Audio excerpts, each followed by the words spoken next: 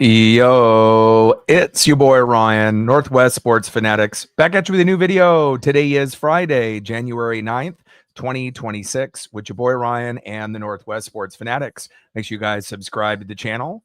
Smash that like button either now or on your way out. Donate to your boy if you can. Cash App, $ORIONNWSF, or the YouTube Super Chat right here. We got the number 5 Oregon Ducks versus the number 1 Indiana Hoosiers in the college football playoff semifinal game, Chick-fil-A Peach Bowl, for an opportunity to play the Miami Hurricanes for the Natty. Can't wait for this one to get started. And again, I've been waiting on this one for, it seems like, months, and I can't wait to be able to see what happens here tonight. Hope everyone is having a blessed Friday, and let's take a look at the thumb, cue up the music, and let's get settled in for the Chick-fil-A Peach Bowl. Happy Friday, everyone.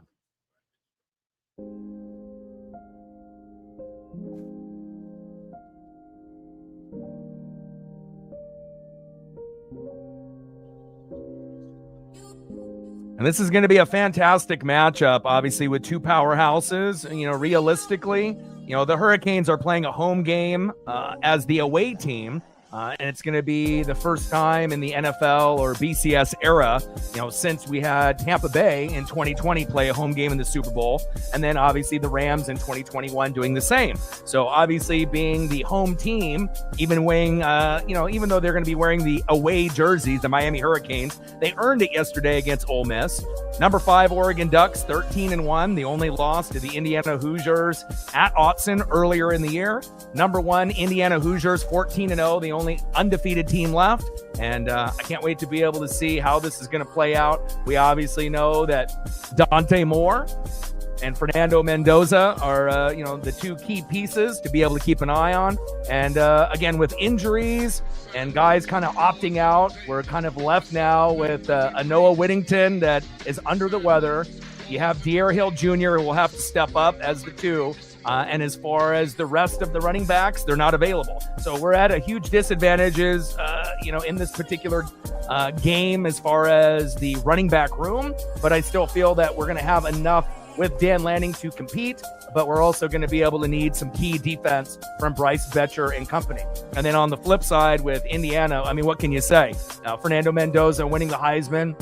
Roman Hemby has been very effective, obviously, at running back. Omar Cooper Jr. at wide receiver as well.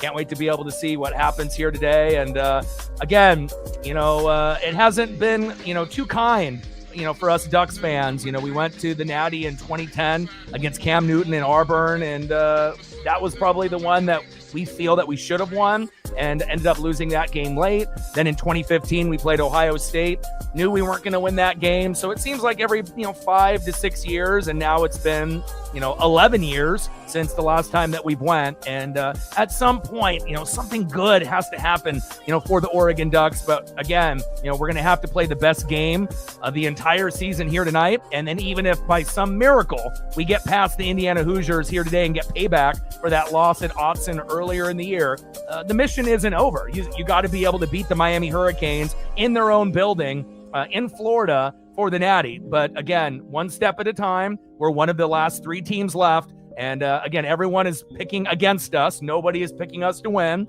We're a huge underdog. But again, I kind of like it that way. You know, we were, you know, the top dog last year, you know, number 1 seed. How did that work out for us? Not very well, right? We ended up getting beat by Chip Kelly, Ryan Day, and Ohio State, and they ended up going the whole way. So maybe playing underdog for the first time, you know, will end up, you know, hopefully in our favor. But again, we're going to have to strike first, strike often. Defense is going to come alive. Offensive line, defensive line have to win the battle in the trenches. And again, this is definitely going to be a battle and a war. And I'm just hoping and praying to the football gods that we can find a way to compete and win this game against the best team in the land, the Indiana Hoosiers.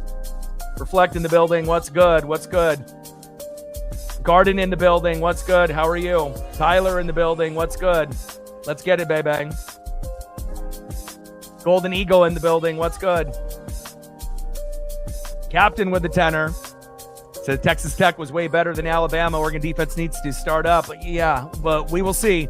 You know what's really creepy? That was the score that I actually had in my head earlier this morning, that if Oregon was going to win the game, and I shit you not, I was thinking of all the possible scores, and I was thinking 31-24, that exact score. That is creepy because, again, that's what I was actually going to mention. If we're going to win, that's how we would win. Again, both teams are going to be over 20 points in this game. And for Oregon to win, we have to break 30. And again, we ended up losing, the first time around, 30-20 at home. I think Dante Moore was nervous. The offensive line didn't play well. Anytime you give up 5 to 7 sacks, it's not a good sign, right? Defense could have been a little bit better. We were on our heels and nervous in that game. I don't think we're going to be nervous here today. But again, with the injuries and the players opting out, that's really going to hurt us. But again, as long as we have Noah Whittington and we got De'Air Jr., even though some of the others are injured or not available, I still think that's enough. Noah Whittington is kind of like a Kenyon Barner, and De'Air Jr. kind of reminds me of a Jonathan Stewart, LeGarrette Blunt, type. And again, as long as we're honest with ourselves and, we can end up starting quickly, obviously striking fast and not giving up too many big plays. And the bottom line, O-line, D-line, defense, coaching, play calling, we have to get to Fernando Mendoza. Nobody's been able to do it all year. We have the defense to do it. And again, we've seen some pretty amazing D-lines in this college football playoff. Now, obviously, Texas Tech didn't show up against Oregon, but we knew they had a couple NFL players there. Miami, a couple NFL players there as well. And obviously, we know that Indiana doesn't have a lot of 5-star recruits, but Cignetti has done a fantastic job last year and this year building the squad. 95% of the fans in the building are wearing red. And again, I wouldn't want it any other way. But maybe this is a sign from the football gods where someone is coming up with the exact score that I was thinking if we were going to win. And I'm hoping that ends up being true. I appreciate you very, very much. And hopefully, the sports gods are tapped in with your prediction and my prediction. And I'm still kind of blown away that you ended up typing that exact score that I was thinking. Stacks, racks with a little Cactus Jack. Bang, bang. We're at 10 on the Dono train and 90 to go. And again, it's not often where I feel someone is on the same page as me, as far as predictions. But again, it could end up being flipped. And, Indiana could end up winning 31-24 or by much more, depending on how, the defense plays for Oregon here today. But, I do pray to the football gods. And, if we end up getting a 31-24 final, I know me and Captain are going to be smiling pretty big here at the end of the night. Otto in the building, what's good? Showtime in the building, what's good? 60 in the building, what's good? Neil in the building, what's good? A little under the weather for Noah Whittington, but he should be good to go, considering the rest of the running backs have either have been injured, not available, or transferring, which is, they have to change the rules, again, especially when you're this deep, in the college football playoff, when you're, on the brink of possibly winning a natty. Why are you transferring? Why are you going to another team? Again, they need to be able to kind of change up the rules. And obviously with the NIL and, there's no loyalty for the players or the coaches. And again, the game has changed. It's no longer SEC dominated by Alabama and Georgia. It feels like it is open, and again, the Big Ten has a chance to win the third consecutive natty in a row. And it's just one of those things that, I feel like the season should end January 1st. They shouldn't allow players to be able to walk away and join another team, when you're in this particular playoff. So there's still things that need to be kind of worked out. Indiana's the only team in the, 1 through 4 seeds that ended up winning with the bye. As we saw last year, all the teams 1 through 4 lost, including the Oregon Ducks against the Ohio State Buckeyes. And, again, the college football playoff system, it still is kind of a work in progress, but to be able to have a number 10 seed Miami Hurricane team in the natty in their home stadium as an away team, I don't think anyone would have predicted that, but it does show you if you get hot and healthy at the right time, anything can happen. And I'm really praying to the football god something really good happens here today. Let's go, baby. DX with a $5, appreciate you. Stacks, racks with a little Cactus Jack. Bang, bang. Appreciate you. We're at 15 on the Dono train. 85 to go. Appreciate you very, very much. And again, for my favorite teams, it hasn't always been pretty. The Kraken look like they're going to make the playoffs this year. The Blazers are under 500, but Denny Advia is playing like an all-star. The Seattle Mariners made the ALCS Game 7, and that was heartbreaking, losing to the Blue Jays. But we got, further than maybe a lot of people anticipated going into the year. And my dream, since I've already seen the Buccaneers, go to 2 Super Bowls and win both, in the John Gruden era and obviously in the Bruce Arians era, obviously, with the Mike Allstott, Warren Sapp, Simeon Rice, Derek Brooks, John Lynch, Rondé Barber era, and then the Tom Brady, Gronkowski era as well. I really want to be able to see the Oregon Ducks, raise that trophy up one time before I'm gone. And I got to be able to see the Seattle Mariners raise that pennant and that trophy up one time before I'm gone. I got to be able to see Oregon and Seattle, end up doing it all. And we obviously know that the Seattle Seahawks, even though they're personally not my team, they look like they're the best team at the moment in the NFL. And they probably have one of the best chances to be able to go all the way to the Super Bowl and win it all, considering their defense is much improved, as well as that O-line. So the Pacific Northwest, we're always underdogs. We're always looked over. And again, it's one of those things that, it takes us a while to get good, whether it's a team in Oregon or Washington. But when we end up building a roster and building a team, once we end up having it, we're championship worthy. Now, we haven't been able to beat champions yet, but that doesn't mean that we're not going to, right? And we saw the Huskies get close. We made it to the Natty with Michael Penix Jr., but fell short to Michigan. And again, with Oregon, this is another opportunity to make up for 2010 against Auburn, 2015 against Ohio State. And this is going to be a war and a battle. And I'm just hoping that we can find a way to win this game 31-24 and advance to the Natty versus the Miami Hurricanes. Let's get it, baby. Shout out to my boy Brooks Beats with the best beats on YouTube. And again, for some people, they've been watching the Ducks, maybe for only the last couple years. There's been some people that maybe have been watching the Ducks, maybe since the Joey Harrington era or around that point. But for someone like me that's been watching since, the 80s or 90s, when the Ducks were only winning a game or two a season, and then to be able to progress with Rich Brooks and then Mike Bellotti, and then to be able to have, certain quarterbacks that you see like Chris Miller and Tony Graziani, Achilles Smith, Joey Harrington, Dennis Dixon, and then getting better and better and better, and then finally being able to get guys like Marcus Mariota winning the Heisman, and then Justin Herbert and Bo Nix, and now obviously with Dylan Gabriel from last year and Dante Moore.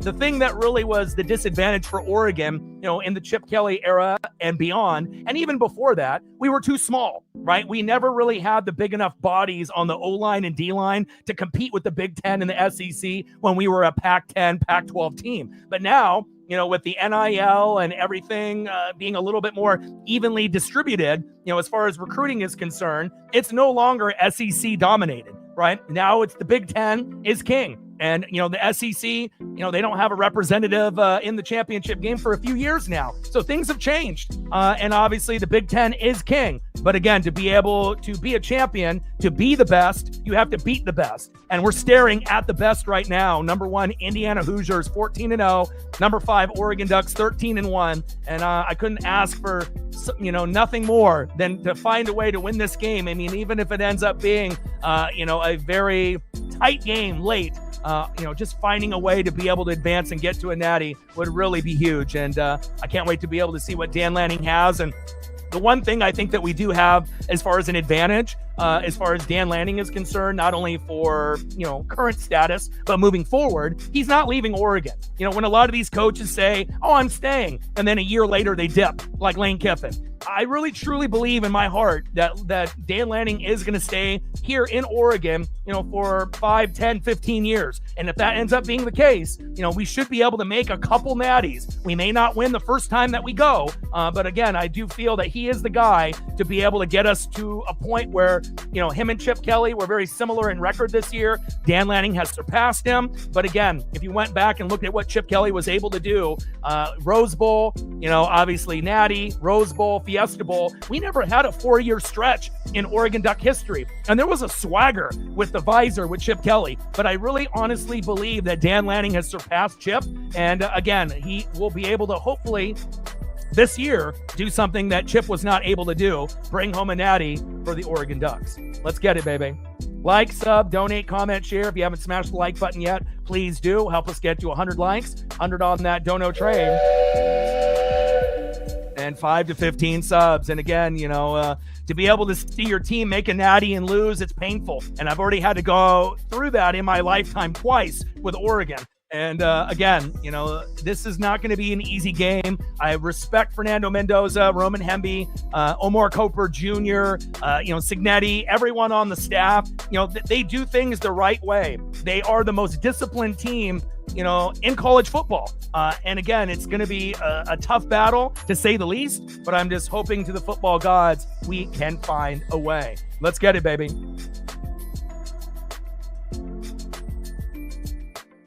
Brandon Finney Jr., we got to step up, baby. Let's go.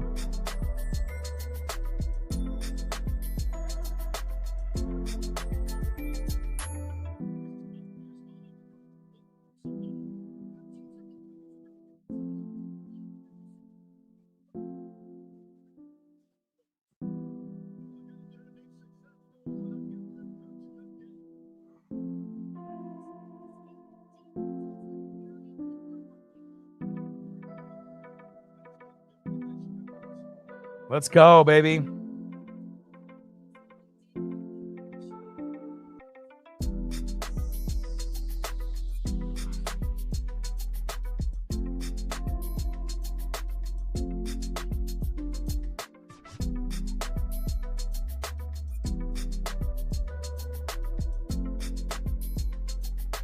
I'm just going through trying to be able to find another photo here of Fernando Mendoza, sprinkling a few in here. Original photo I had came up not to my standards, so. All right, baby. Dante Moore, we already know that, these are the two best quarterbacks in college football. There's a chance that Dante Moore could end up being, number 2 pick in the draft behind Fernando Mendoza, unless for whatever reason he decides to come back. Noah Whittington, a little bit under the weather, but hopefully he'll be able to step up. And De'Aaron Hill Jr., we're going to need a LaMichael James, LeGarrette Blount, type of 1-2 combo with Noah Whittington and De'Aaron Hill Jr. here today. And again, Fernando Mendoza, what can you say? Heisman winner. He does everything the right way. Roman Hemby, Omar Cooper Jr., and here we go. Oregon ends up getting the kick, and great special teams there by Indiana right out of the gate. Wow, very impressive.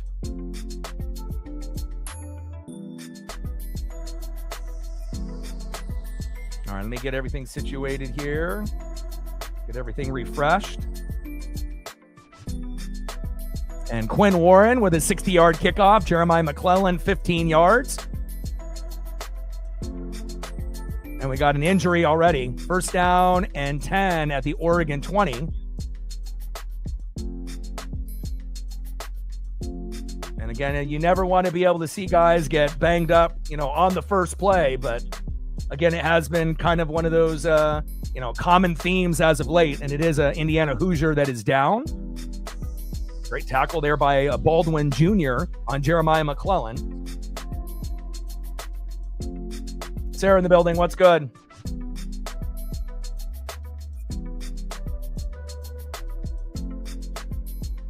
Yeah, I don't think, Lanning is going to approach it like he did against the Huskies, when we were not taking the field goals and not taking the points when they were there. I think at this point, you have to take every opportunity, but I do believe that there will be a few, fourth downs that Oregon will go for, and just depending on where we are on the field, I don't have a problem with that.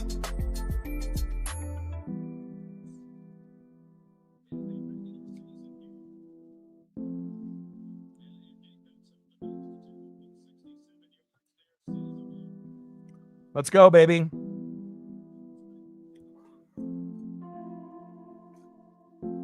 Shotgun set. Dante Moore. Oh, my God. Picked. The 10, the 5. Touchdown. Hoosiers. Oh, my. Just like that? Jesus Christ. Pick 6. First play of the game? Oh, my. And that is not something that Dante Moore does. But again, pawns reading the eyes of the quarterback, cluing to the fullest. And just like that, we're down 7-0. Unbelievable. And again, not the start that we wanted as Oregon Duck fans, and Dan Lanning has to calm Dante Moore down, and again, the release, and you have to be able to use your eyes properly. But again, this Indiana team is for real. Definitely, I'm not surprised about a pick six, but I am surprised it was the first play of the game. Pick is up and good. Golly. 7-0 Indiana right out of the gates.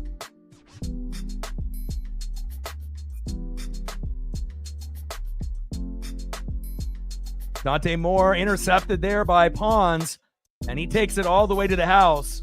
And again, with the issues at running back, I was hoping that we would actually start the game with the run, but, considering we only have 2 out of the 5 backs available, not ideal.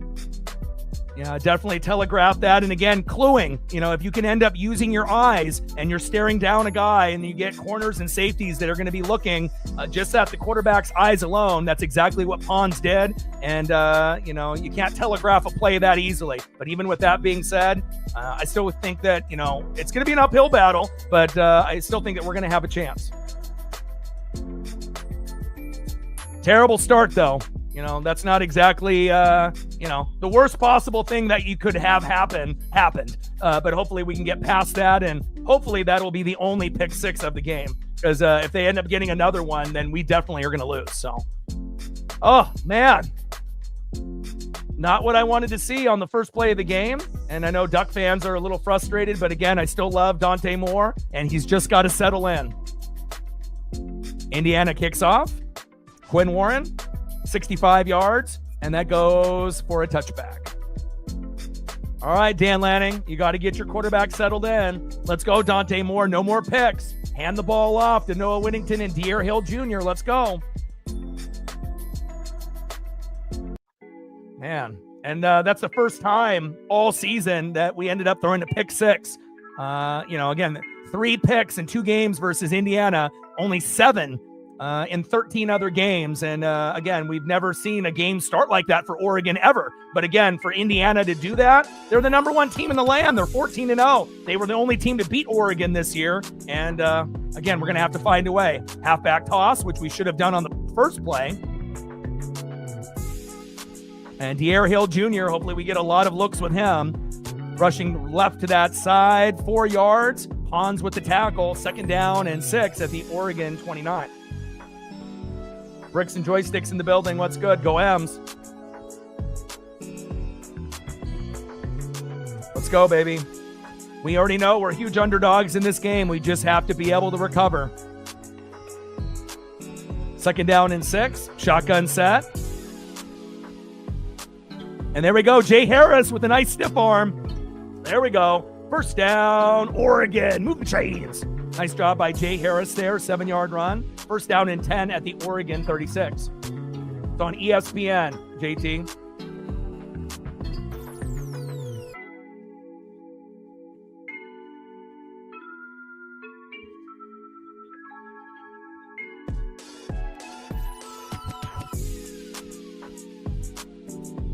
Now, should have ended up running the football right out of the gates instead of throwing on that first play, but, based on how Indiana has played this year, that pick six was going to happen at some point. Jay Harris. There we go. Breaks a tackle. And a nice 12-yard pass from Dante Moore to Jay Harris. 1st down, Oregon. Move the chains. And the faster that we can respond with a touchdown ourselves or even a field goal, that'll help, kind of calm the rest of the team down, including Dante Moore. And again, we've never opened a game with a pick six, but there's a first for everything. And again, if we can find a way to recover, in that dramatic fashion and win this game, again, it's going to definitely give us a lift in the Natty if we can end up, fighting our way back against this very, very good Indiana Hoosier team. Handoff up the middle. And Jay Harris again, nice 3-yard run. 2nd down and 7 at the Indiana 49. And hopefully we can get points on this first drive. Making it 7-3 or even 7-7 would be absolutely fantastic.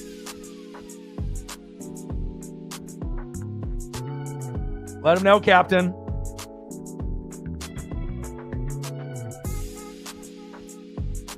Second down and 7 with about 12 minutes left here in the first quarter. Shotgun set for Dante Moore.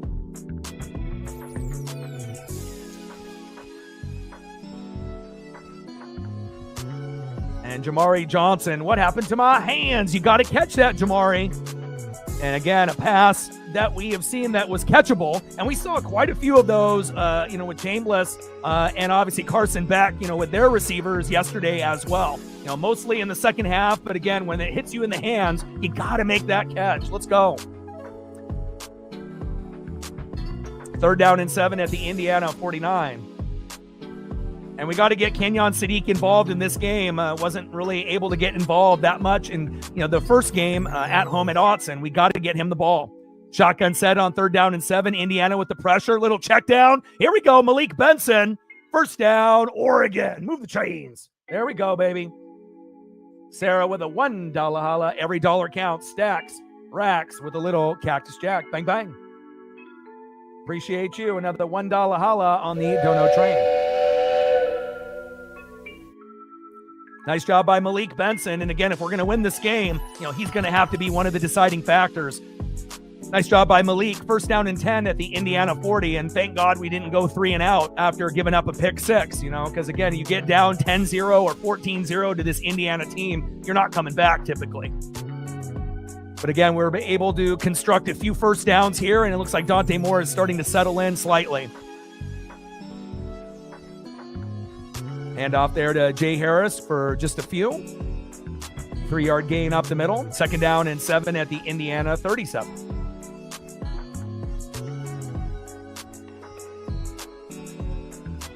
Let's go, baby. No one said it was going to be easy, right? David and Goliath. If you want to be the best, you have to beat the best. Go Ducks. Let's go.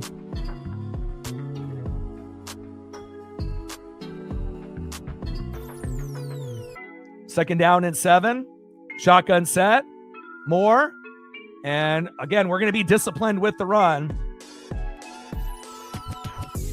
And Jay Harris again with a nice 4-yard run up the middle. Fisher and Hardy for Indiana with the tackle. Third down and 3 at the Indiana 33.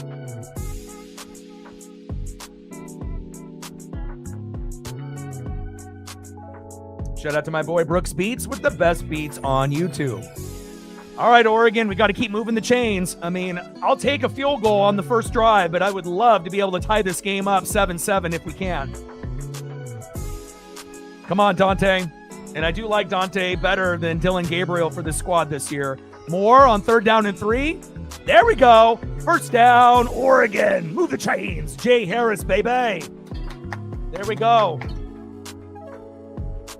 And again, Noah Whittington is under the weather. De'Aaron Hill Jr. should be able to get some looks. And thankfully, we have Jay Harris stepping up here.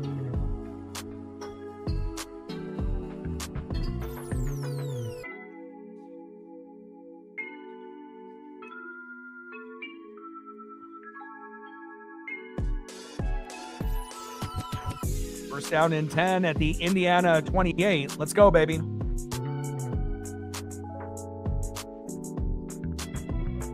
Shotgun set. Keeper right up the middle by Dante Moore. Nice play call there. 6-yard run up the middle. Boykin with the tackle, the DB there for the Hoosiers. Second down and 4 at the Indiana 22. And I'm very proud of Dante Moore settling in as quickly as he did. If you throw a pick 6 on the first play of the game, it usually turns into disaster. And again, he's been able to fight through that mistake. And again, hopefully we can end up putting up some points here. And obviously we're in field goal range already, but we're looking for a touchdown here.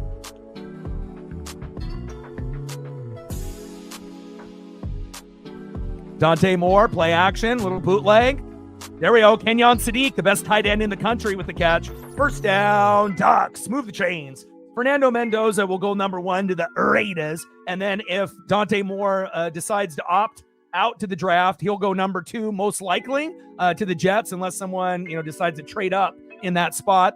I would love for Dante Moore to come back, because I think that it would be better for him, to be a better NFL player. You can always use more experience, but it probably really depends on how far Oregon goes.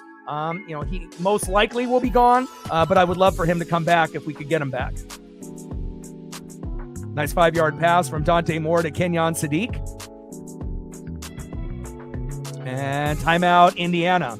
Trying to get a couple of their players with a little bit of a breather here. They've been on their heels after the beautiful pick six there by the Hoosiers to start off the game on the first play. Dante Moore intercepted by Pons. 25 yards for a pick six, making it 7-0 Indiana.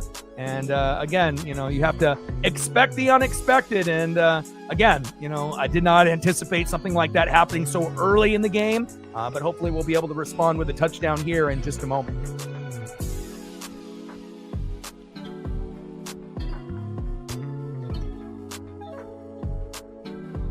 Let's go, baby.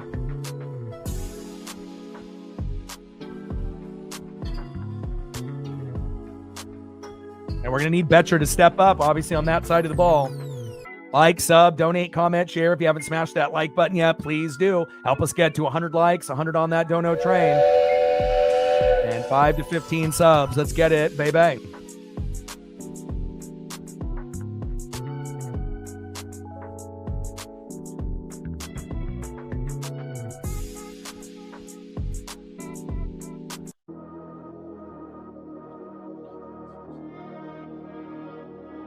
All right, we're at 30. Appreciate you. 70 more to hit the goal. And again, I've been a fan of this team, since the 80s. So it's been a long way, and it's been one of those things. It's like you dream of moments like this, and you know how hard it's going to be. Again, it didn't go our way in 2010 against Auburn and Cam Newton. It didn't go our way, in 2015 against Ohio State. And, it took us 11 years to get, kind of to this point.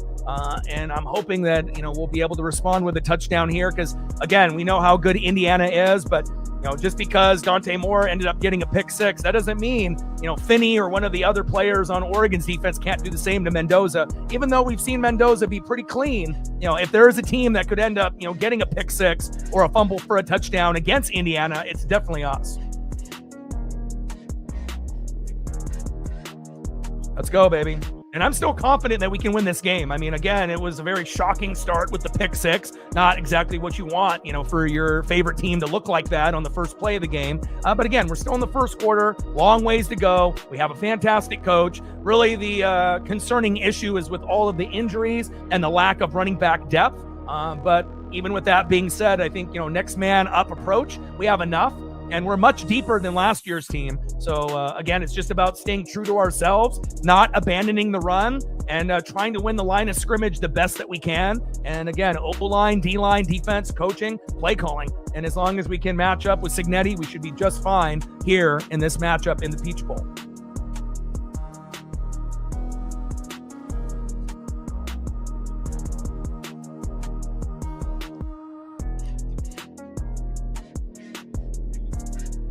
$11 plays, 58 yards after giving up a pick six.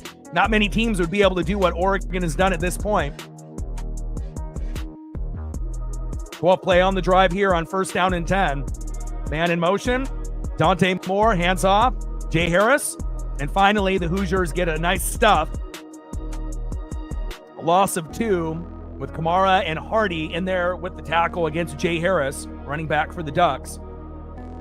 2nd down and 12 at the Indiana 19. Got to get Kenyon Sadiq some opportunities here as well as Malik Benson.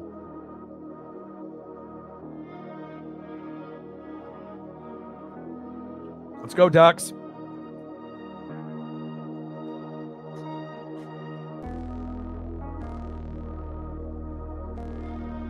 Trips left. Shotgun set. Moore. Plenty of time back there. Just throw it away. And back of the end zone, incomplete. De'Aaron Hill Jr. and Kenyon Sadiq in the range, but incomplete. 3rd down and 12 at the Indiana 19. And realistically, this is probably going to end up being a field goal opportunity for Atticus Sappington. And luckily, we have a very good kicker, and that could come, up with some big moments, not only here in the first quarter, but late in the game as well, unless we can find a way to get more than 12 yards here and keep moving the chains.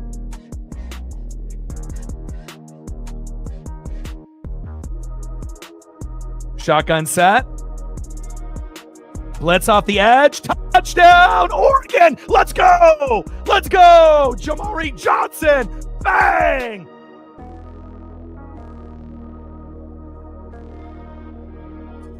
Boom. Let's go. That's what I'm talking about. And again, there's not very many teams that could respond with a pick six and then be able to go all the way down the field on a 14-play drive and score a touchdown. Let's go.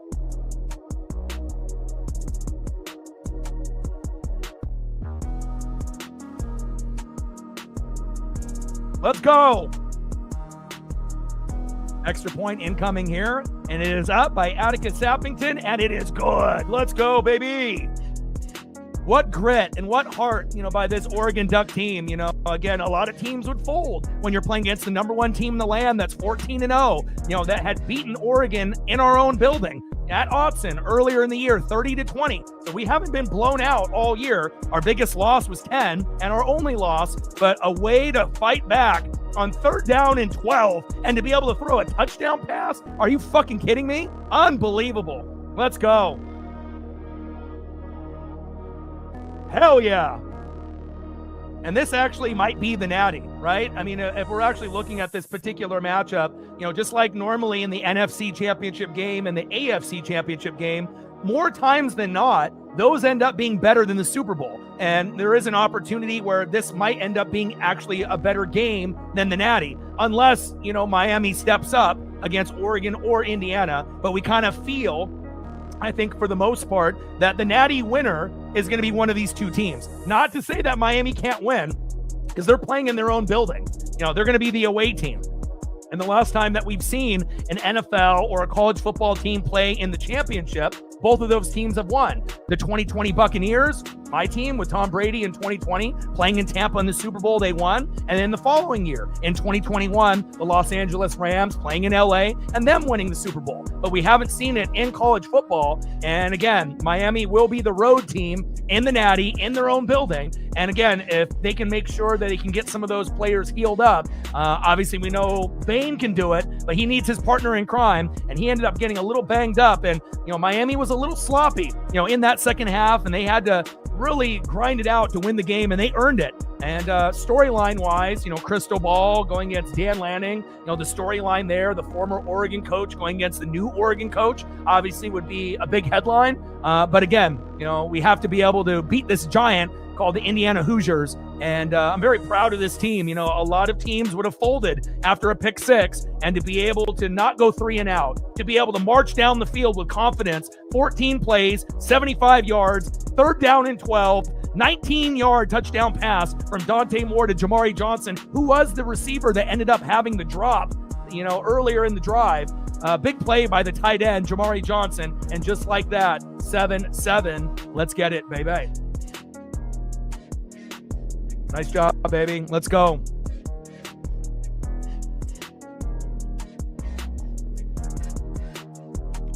This is going to be a fantastic game.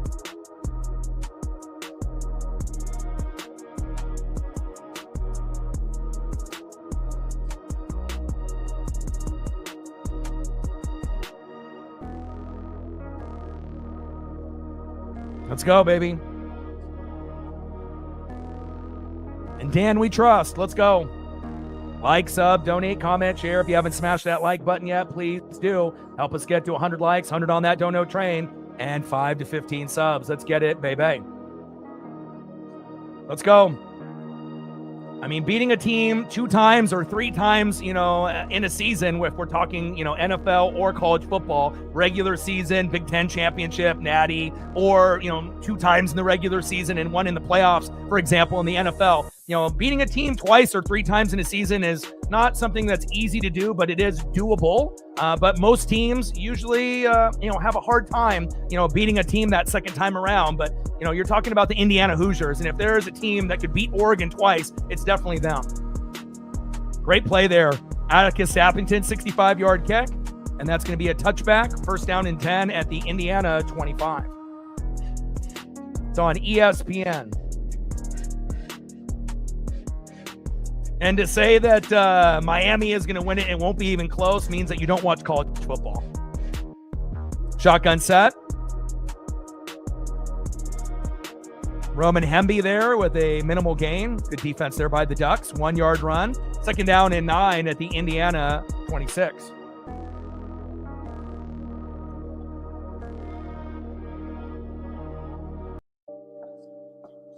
Shout out to my boy Brooks Beats with the best beats on YouTube. Let's go, baby. See if we can end up getting some pressure on Fernando Mendoza. We weren't really able to do that the first time around in Autzen earlier in the year. We got to get some sacks and some pressures. Mendoza throws to the sideline. 5-yard catch by Elijah Surratt, one of his favorite targets throughout the year. Third down and manageable. 3rd and 4 at the Indiana 31.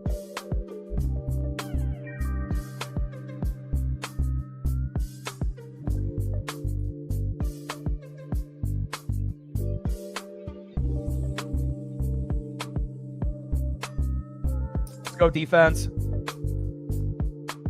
4 wide receiver set. Shotgun set on 3rd down and 4. Mendoza with plenty of time. Throw to the sideline. Wow, what a catch. Surratt, first down, Hoosiers. And again, that's not going to be the only big play that Elijah Surratt is going to end up making for the Hoosiers there. Blanketed coverage. Could have been PI by the Ducks there. That wasn't called. And, when you have strong hands that you can end up, gripping that football even when defenders are trying to poke it away. Beautiful throw by Mendoza there. And beautiful catch by Surratt. Hand off to Roman Hemby up the middle. And looks like about a 4-yard gain. Jerry Mixon there with the tackle for the Ducks. Second down and 6 at the Oregon 42. Let him know, Captain.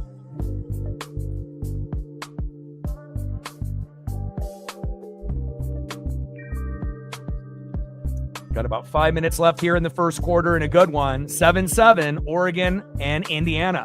Shotgun set for Fernando Mendoza. And there we go, a false start. Self-inflicted wound by Khalil Benson. We'll take that all day, baby. Let's go. And again, if we can get Brandon Finney Jr., to end up making some big plays like you did against Texas Tech, 2 picks and a fumble recovery. Again, we have not only him, but we have a few others like Thieneman, and we know Betcher at linebacker and a few others up front like Bear Alexander can get the job done. We haven't been able to get any pressure on Mendoza just yet, but we'll take the self-inflicted wound by the false start by Khalil Benson. Handoff up the middle. Rip that football out, Oregon.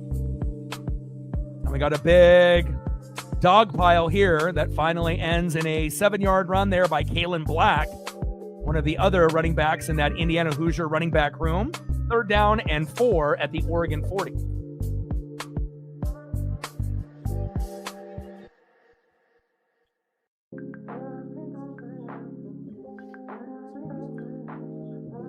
Got to get a fumble on Indiana. Got to get a pick. Fumble for a touchdown. Pick 6 of our own would be great. Special teams touchdown. We got to be able to get some sacks as well.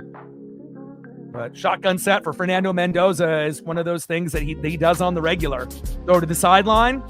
First down, Hoosiers. Riley Nowakowski, the tight end, with the grab. 5-yard pass from Fernando Mendoza, the Heisman winner in 2025. First down and 10 at the Oregon 35.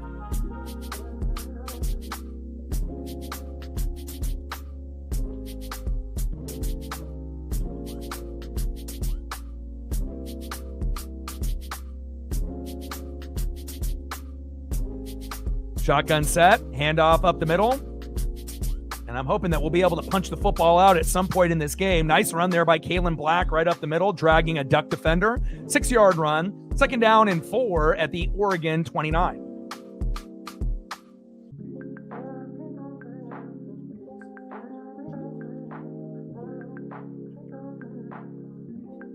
Nerves are very high. If you're an Indiana Hoosier, fan, you got to feel like you're on cloud nine this year, based on how things went last year to this year. Cignetti is the truth. And if you're an Oregon Duck fan, throwing a pick six on the first play of the game, obviously the worst possible start, but responding with a touchdown felt good. And another first down run up the middle by the Hoosiers. Oh, got to be able to stop that. Beautiful run there by Indiana. First down, Hoosiers. Roman Hemby with a nice 12-yard run. Aaron Flowers, a DB for Oregon, with the tackle. First down and 10 at the Oregon 17. And again, even though, our O-line and our D-line are pretty stout this year, you could say the same damn thing about Indiana as well. Handoff, bouncing it to the outside with a blocker downfield, tiptoeing on the sideline, and getting very close to the end zone there by Roman Hemby. Pushed out of bounds at the Oregon 6, I believe. And that's going to be first and goal with an 11-yard run there by Roman Hemby. Devin Jackson, the linebacker there, credited with the tackle.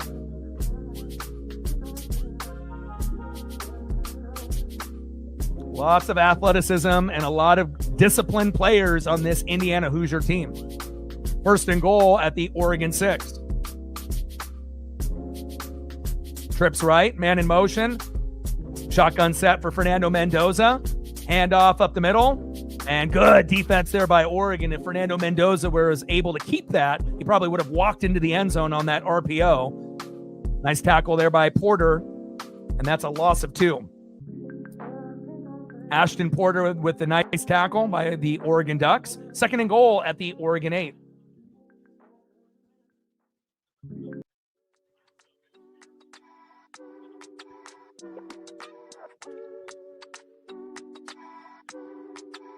First quarter winding down, and it's been a very exciting first quarter to say the least. But Indiana knocking on the door. Second and goal at the Oregon 8. Shotgun set, 2 wide receiver set. Touchdown, Indiana. What a throw. And again, back shoulder. And Fernando Mendoza, one of the best, in college football in 2025 in this 2026 season. Omar Cooper Jr. with the catch. And just like that, right before the first quarter is about to end with 40 seconds left, 13-7, Indiana. Beautiful throw by Fernando Mendoza and a beautiful catch by Omar Cooper Jr.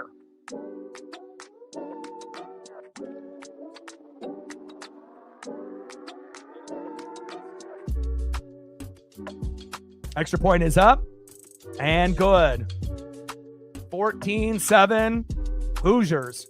The only thing that I kind of worry about is I know that Mendoza won the Heisman and we have arguably the 2 best quarterbacks playing in this game. I'm not really sure how their games are going to translate to the NFL though. It's one thing to be great in college football, but if Fernando Mendoza goes to the Raiders, he's not going to single-handedly take them to the playoffs. You got Brock Bowers and you got Ashton Genty, but you need a hell of a lot more, on that particular squad. And then if Dante Moore ends up going to the Jets, same thing. You don't really have a very good owner, a good GM.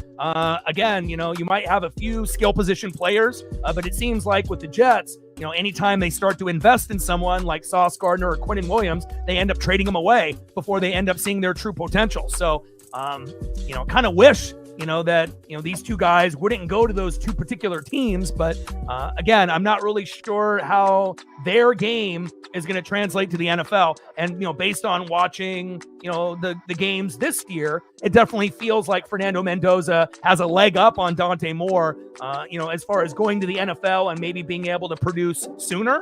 But again, I would like to see Dante Moore come back and get one more year of college football under his belt. Because again, if you end up going to a team that doesn't have good stability, it could be a long, long night, for both of those quarterbacks if they go 1-2 in the draft to the Raiders and the Jets. But with that being said, fantastic throw by Fernando Mendoza to Omar Cooper Jr. That won't be the last time that we see that. 14-7 Indiana.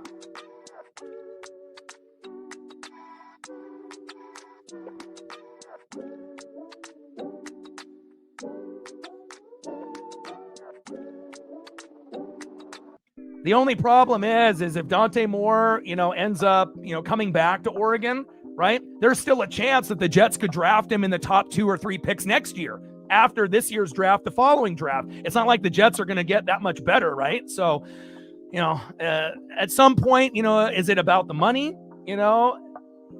or is it about something else? Education, obviously if he's trying to get a degree, how many credits does he have left? Does he enjoy the college atmosphere? Because again, some of these guys in college football, can get similar money, than what you would get in the NFL, depending on, what position you get drafted. Obviously, the money is going to be different if you get picked first compared to second or fifth or 10th in the first round. So, for a lot of these guys, other than Fernando Mendoza, which we know he is going to come out and he will be the number 1 pick in the draft with the Raiders. But other than that, again, a lot of these other high-profile athletes are getting pretty big checks, from, different sponsorships and NIL money. So, again, it'll be something interesting to follow, not only as this game progresses, but obviously as the season progresses as we go into next year as well. Nice drive there by the Hoosiers, and hopefully Dante Moore can end up doing the same thing that Fernando Mendoza just did on that last drive. 14-7 Hoosiers.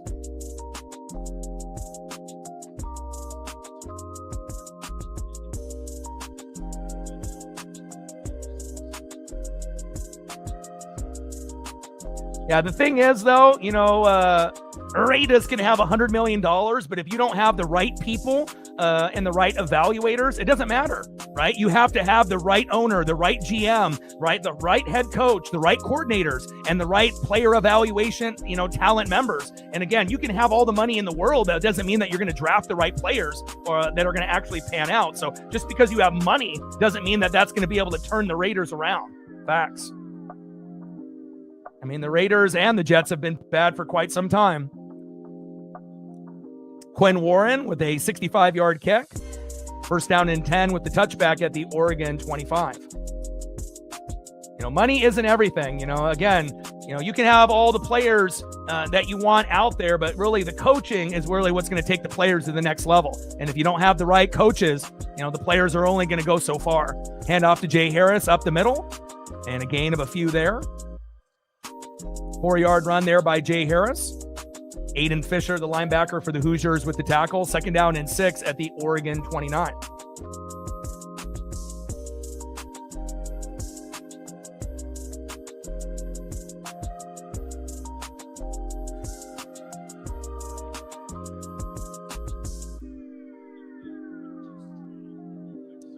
Play 75-yard drive for a touchdown by Oregon, 11-play 75-yard drive and a touchdown for the Hoosiers, and obviously that pick 6 to start the game out. And the clock winds down, and that's going to be the end of the first quarter, 14-7 Indiana. Not surprised, and hopefully we'll be able to end up getting a field goal or a touchdown on this next drive. Let's go, baby.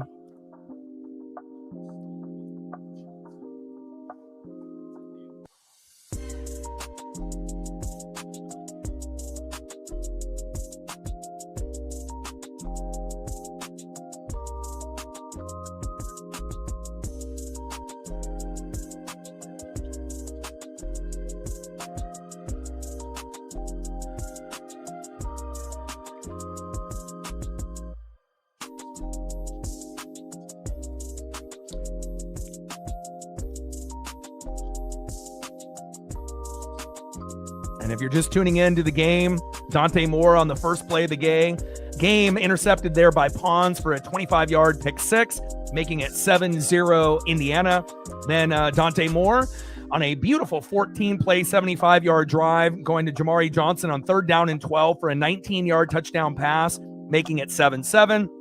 Atticus Sappington, obviously, extra point was up and good. And then we just saw Fernando Mendoza march all the way down the field with a beautiful 11-play, 75-yard drive that took up a little over 6 minutes on the clock with a beautiful touchdown to Omar Cooper Jr. And we're at the end of the first quarter, 14-7, Hoosiers with the lead. Nat Man in the building, what's good?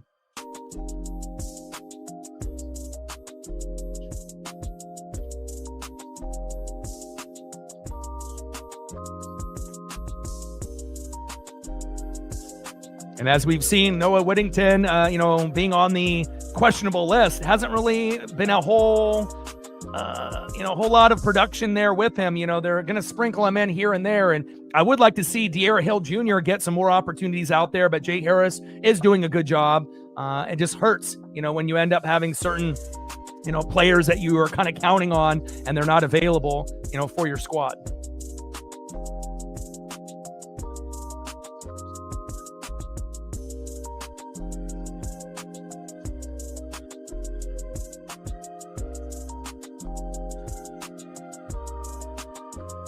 The big one is the, Jordan Davison with the broken collarbone. That one is huge. Again, I don't think we anticipated, him not being able to go. Obviously, after the injury happened, then we knew that, the season is obviously over for him. But, he was such a productive running back. We had two of the best freshman running backs, with De'Ara Hill Jr. and Jordan Davison. So we knew it was going to be a challenge, to say the least. But at least Jay Harris has stepped up at the time being.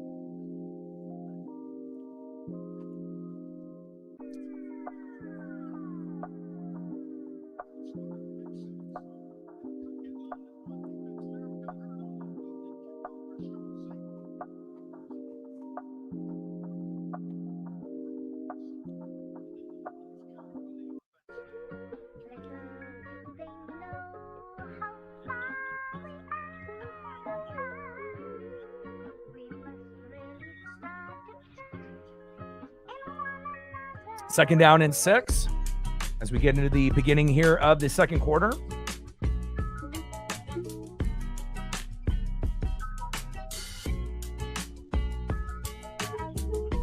Shotgun set. And a nice 4-yard run there up the middle by Jay Harris. Kamara did the tackle there by the Hoosiers. Third down and 2 at the Oregon 33.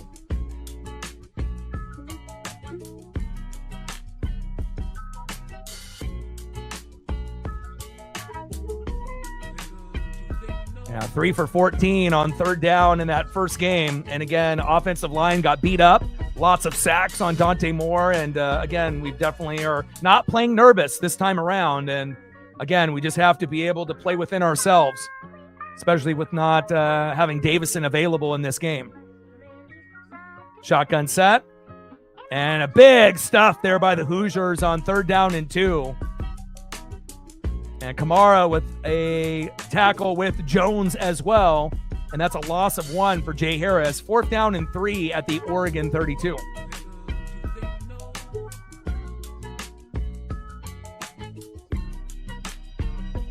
I mean, at this point, on the 32-yard line, you could end up going for a long field goal by Atticus Sappington. But again, I wouldn't mind them going for it here.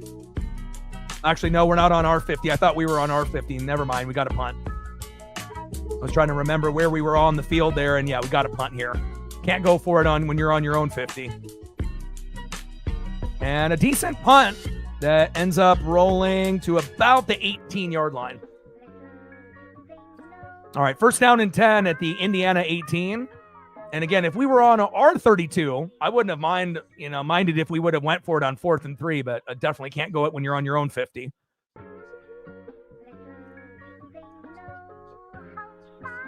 (14-7) Indiana.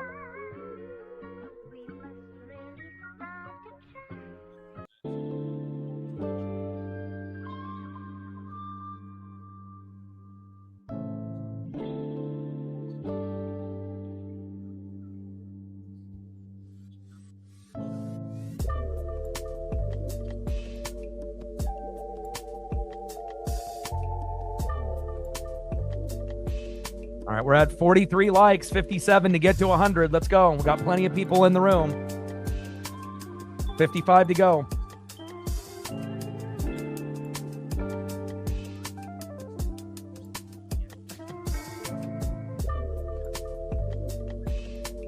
All right, we're at 45, 55 to go. I know Captain is helping. If we can get some of the other mods and the regulars to help out with that as well, that would be greatly appreciated. And then we're sitting at 16 on the Dono train, 84 to go. Like, sub, donate, comment, share. If you haven't smashed that like button yet, please do. Help us get to 100 likes, 100 on that Dono train. And 5 to 15 subs. We're only 26 subs away from 23,400. Looks like we've gained a few subs since the last commercial break. Gained 5. So we're only 21 subs away from 23,400. Shout out to the 5 new subs that we've acquired already. And again, this has been, a long time coming. This is my 10th year on YouTube, 14 years of streaming. But again, 10th year on YouTube, and I don't plan on stopping anytime soon. And again, we have a lot of short-term goals, to be able to get to 25,000 subs, and then 30,000, and then down the road, 50,000, 75,000, 100,000. And then we've already broken over the 5 million view mark. And then obviously the next goal with the views would be 10 million. So again, we're, maybe only, I know it sounds kind of crazy to say, I only feel like I'm 1 or 2% into my journey here on YouTube, even though I'm 10 years in. But again, I don't plan on stopping anytime soon. And, not only are we going to be doing a lot of college football, we'll be doing the NFL playoffs here on Saturday, Sunday, and Monday. And then as we get closer into February and March, we'll be doing every game of the Seattle Mariners. Can't wait for that.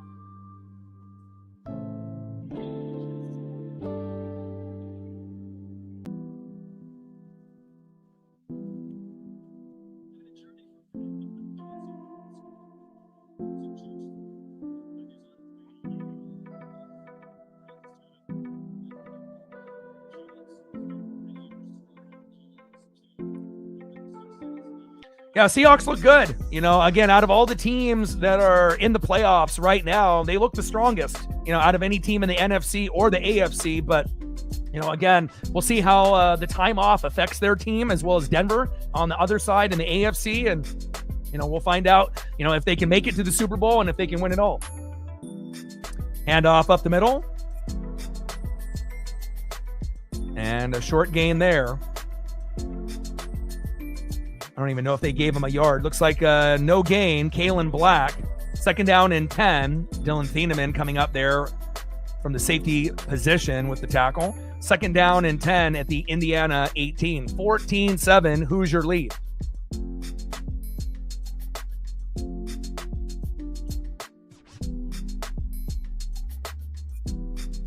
Shotgun set. Handoff up the middle to Kalen Black. 2-yard gain. Betcher and Tuioti with the tackle. 3rd down and 8 at the Indiana 20. We've got to be able to force, a punt or two, at some point, here against Indiana, especially on 3rd and long.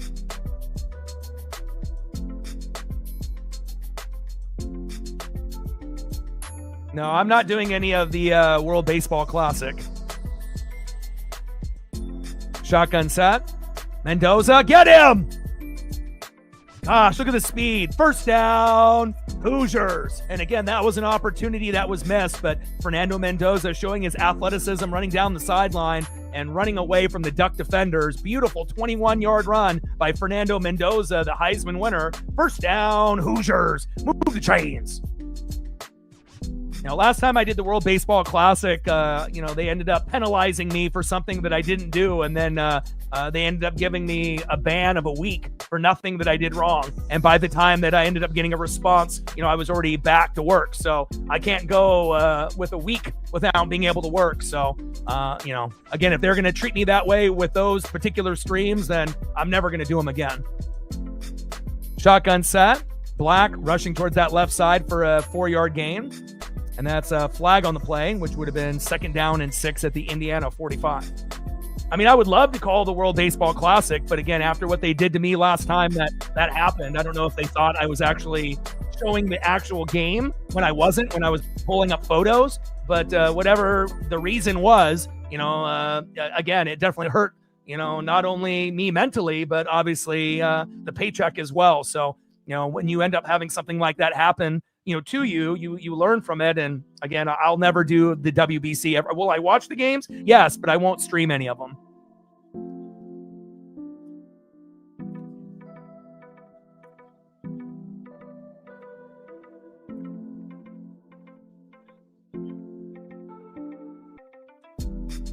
First down and 10 after the penalty. Handoff up the middle by Roman Hemby. And a nice 3-yard run. 2nd down and 7 at the Oregon 37.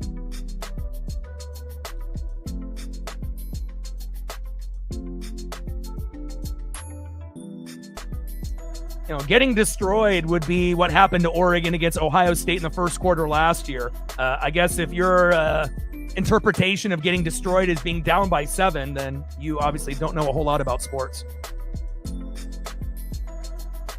We're not down 30-0 right now. Shotgun set, Mendoza, and tipped, and incomplete.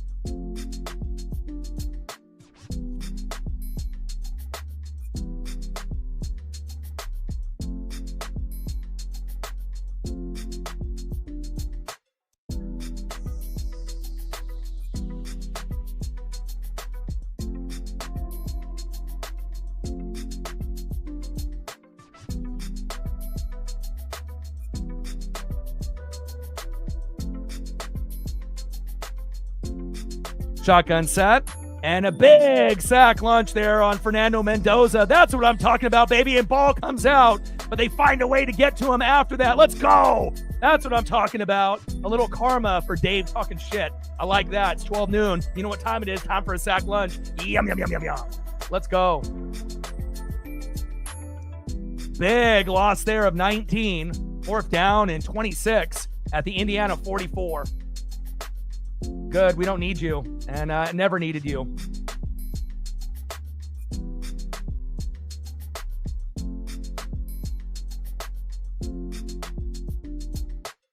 Fourth down and 27 at the Indiana 43.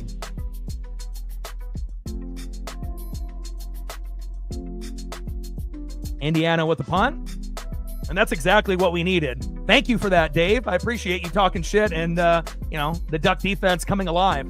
It's exactly what we fucking needed.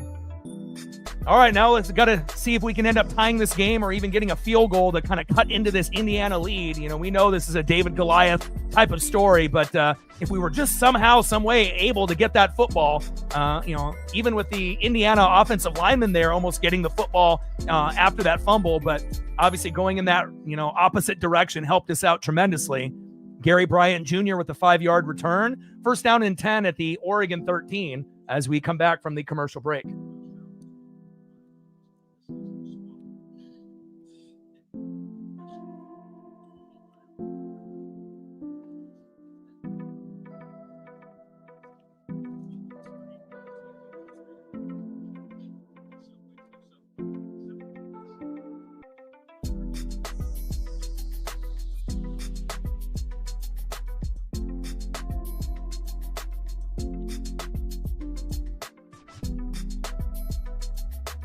It's crazy, just the perspective on people, in this world nowadays, even for streamers, like people never want to see people happy. They always want to talk shit and, see people miserable. It's like, you want to be able to see people have some joy in their lives, considering all the bullshit that we have to go through in this world, and again, how petty do you have to be to come into a stream and to be like that? You know what I mean? Like, don't you have something better to do? And it's always nice to be able to root for people to have a little bit of joy in their lives. But I guess, that's just how the state of the world is right now. It's a lot easier to be a dickhead than to actually be respectful or just to be neutral, but again, it is what it is. But again, we won't have to hear from Dave ever again. So that's good for us. 14-7 Indiana.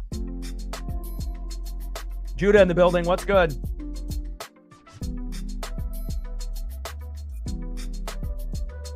It's like all these people love to be able to go and do other, streamers' streams when their team is losing just to pile it on, but they won't show up when that actual streamer's team wins, on YouTube. They avoid the stream at that point because they don't want to see that player have the joy. But as soon as they see that favorite team of that favorite streamer losing or about to lose, they hop in there and a lot of unnecessary bullshit, but I guess that shows how miserable of a person you have to be able to do something like that in your own life. Facts. 14-7 Indiana, 9:35 left in the second quarter. First down and 10 at the Oregon 13.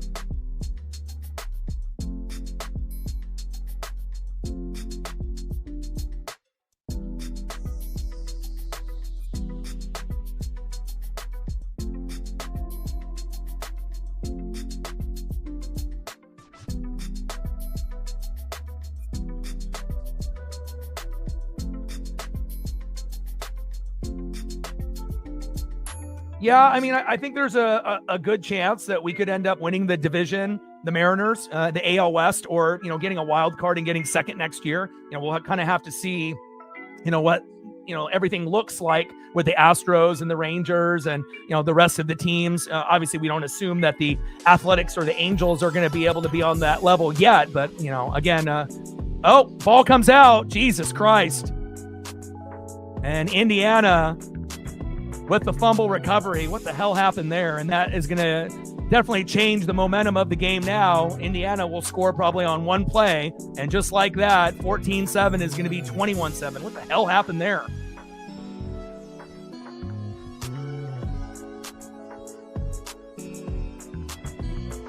Well, the game is on a commercial break. That's what happens.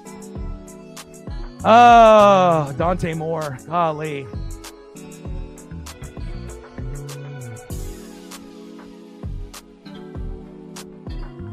I love it when we end up having mistakes like that. That's just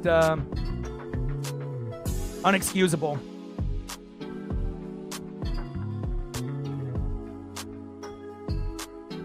Like, how unlucky do you have to be, throwing a pick six on the first play of the game and then having the football, the tip of the football hit your running back? Fucking A, dude. And now the ball is on like the fucking, 2-yard line?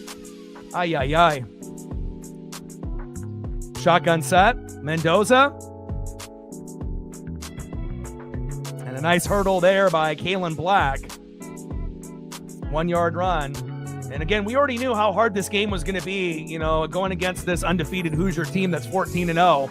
But again, you don't want to hand it to them, and again, at this point with the pick six and that unlucky play, Dante's got to be a little bit more aware of his surroundings there.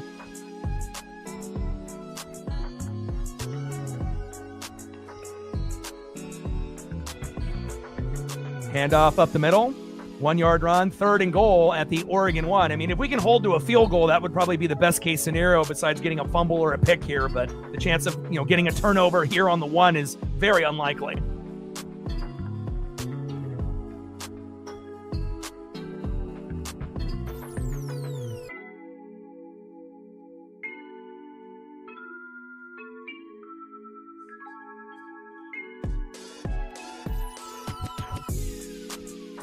Shotgun set, Black right up the middle, touchdown, Hoosiers. And again, when you get the ball at the 2-yard line, with Indiana, they're going to get in. So again, we're not out of it. Again, if we can end up responding and getting a touchdown to make it 21-14 before half, we'll be in the perfect position going into the second half. But we can't have any more turnovers the rest of this game. We already have 2, and both have been very detrimental. A pick six to start the game off, and then, an unlucky play by Dante Moore having the football, get tipped on the shoulder of the running back, and, losing a fumble and having them score a few plays later definitely hurts desperately. Extra point is up, and it is good. 21-7 Hoosiers.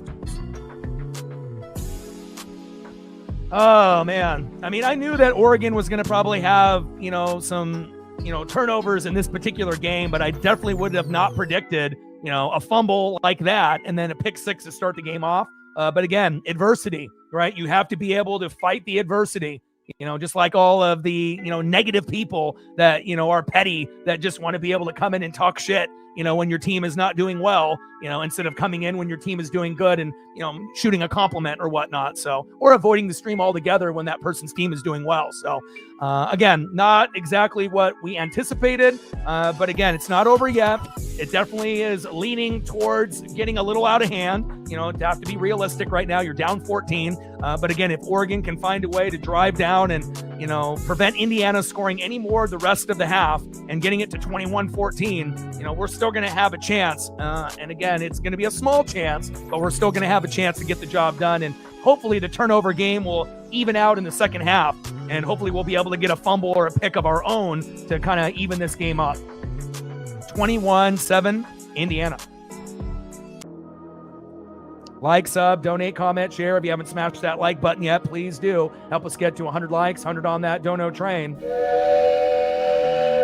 And 5 to 15 subs. Let's get it, baby.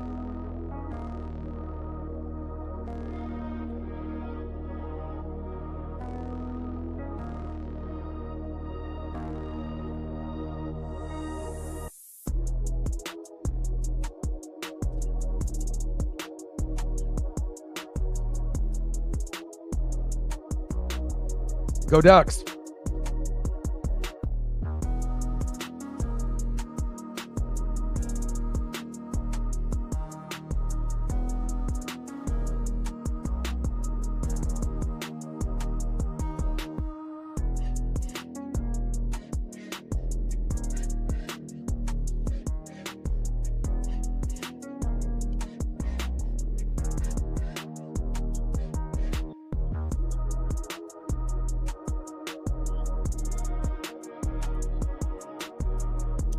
It's one thing to be able to have our running back room, go from 5 deep to 2, and having one of our best running backs break his collarbone and not even be available in Jordan Davison. And then on top of that, throwing the pick 6 to start off the game and then having this unlucky Dante Moore, random fumble. I don't think I've seen Oregon play like this, all season, obviously, except for maybe that Indiana game at Autzen earlier in the year, but we didn't really have those type of plays in that particular game. We just couldn't convert on third down in that game, and we're able to convert on third down in this, but now we have these unlucky, terrible turnovers. So we got to clean it up, and we can't have any more turnovers the rest of the game if we're going to actually come back and win this.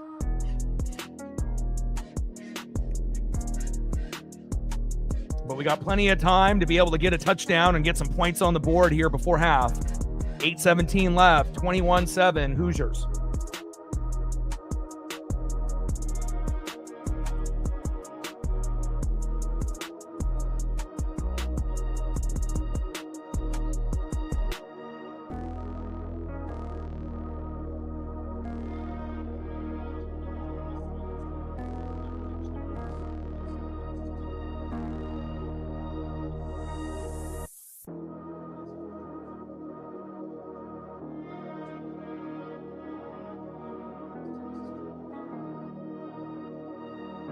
Quinn Warren, 65-yard kick with the touchback. No Davison, no Lamar. And hopefully De'Aaron Hill Jr. will be able to make up for that bugaboo with Dante Moore in this game. Shotgun set, handoff to Jay Harris. Great defense there by the Hoosiers. No gain. Second down and 10 at the Oregon 25. Aiden Fisher, linebacker for the Hoosiers with the tackle. We have to get the ball to Malik Benson and Kenyon Sadiq, the best tight end in the land. You have to give these guys an opportunity to make plays.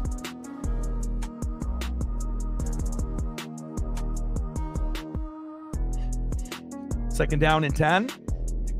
Shotgun set. Dante Moore to Jay Harris. Run, Jay, run. There we go. Breaks 2 tackles and a nice 15-yard pass. First down, Oregon. Move the chains. And thankfully that we actually have Jay Harris available, because Noah Whittington was under the weather, and we really haven't seen Noah this whole game. And again, I would like to be able to see De'Aaron Hill, Jr. a little bit more as well. But and a nice run there by Jay Harris. He's doing a great job filling in. 7-yard run that time around. Lewis Moore, the DB for the Hoosiers, with the tackle. Second down and 3 at the Oregon 47.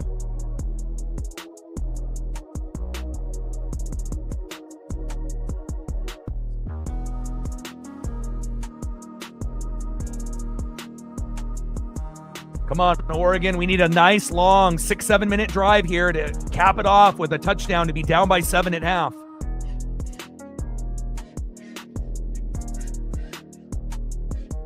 Shotgun set. It's 12 noon. You know what time it is. Time for a sack lunch. Yum, yum, yum, yum, yum. And Dante Moore, you're hanging on to the football too long. You can't do that against Indiana. And a big sack lunch there by the Indiana Hoosiers. Gosh. Oh. Loss of 9. Great play by Indiana. Ratcliffe with the sack lunch. And again, that was on Dante Moore. You got to get rid of the football. Third down and 12 at the Oregon 38.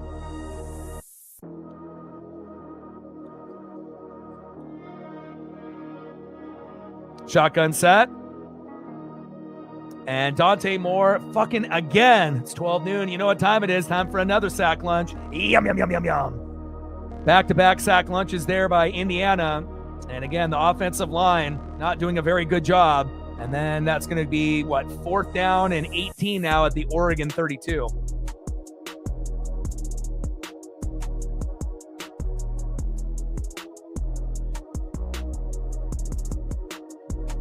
You got to give Indiana credit. They're the only undefeated team left, and they are the number one team in the land. I mean, obviously self-inflicted wounds, and again, Dante Moore, needs to understand you're not going to be able to hang on to the football, as long as you have to make the reads faster. And it's not like Oregon's O-line is bad. They've had a pretty good O-line this year.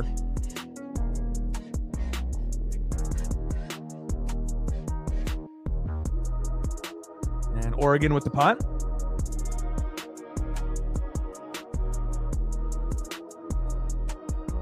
And a good return there by the Hoosiers.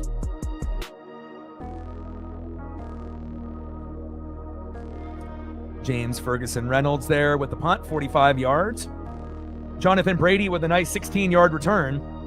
And it'll be first down and 10 at the Indiana 39 for Fernando Mendoza, who will be looking to get another touchdown on the Ducks here before halftime.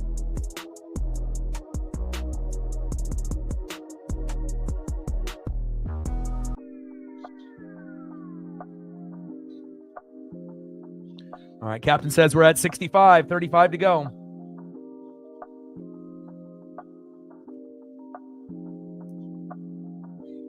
Like, sub, donate, comment, share. If you haven't smashed that like button yet, please do. Help us get to 100 likes, 100 on that dono train. And 5 to 15 subs. Let's get it, baby.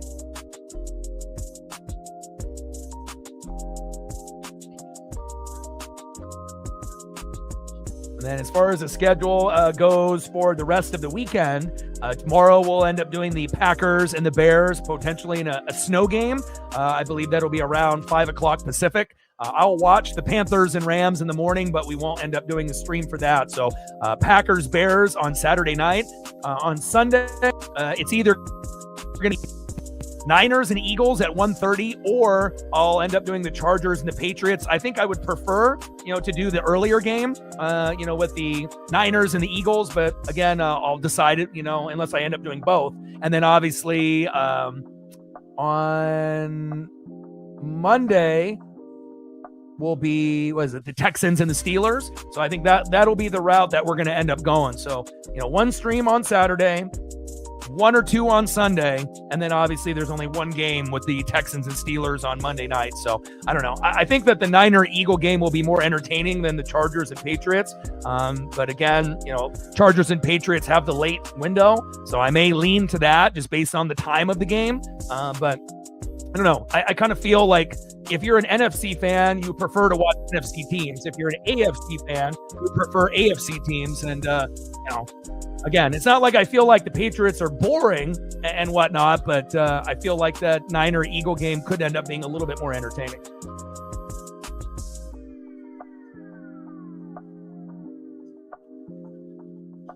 Marcos in the building. What's good?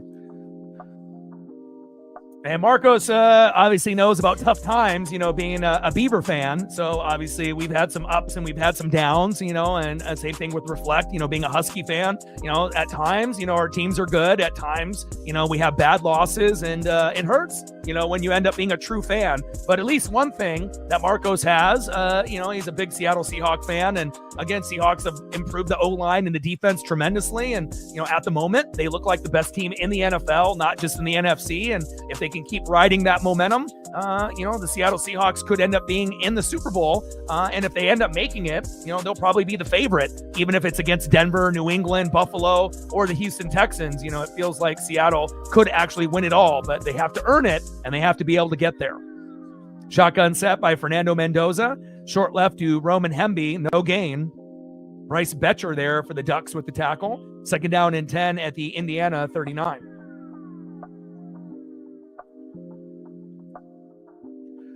Yeah, but the thing is, Denver's offense is nowhere near as good as Seattle's offense. So, Bo Nix, obviously they struggle in the first 3 quarters, but they're usually good in the fourth quarter, and it's no guarantee that Denver even makes it to the Super Bowl.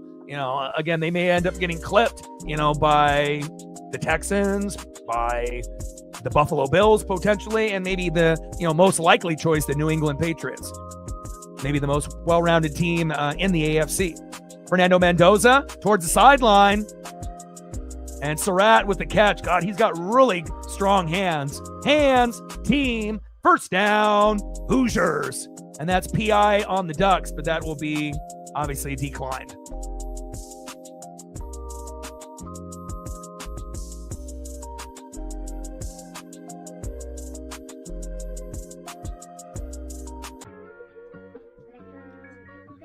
Oh, we need a pick six desperately. Fumble for a touchdown or a pick six. We need something to rise to the occasion to kind of stop the bleeding here.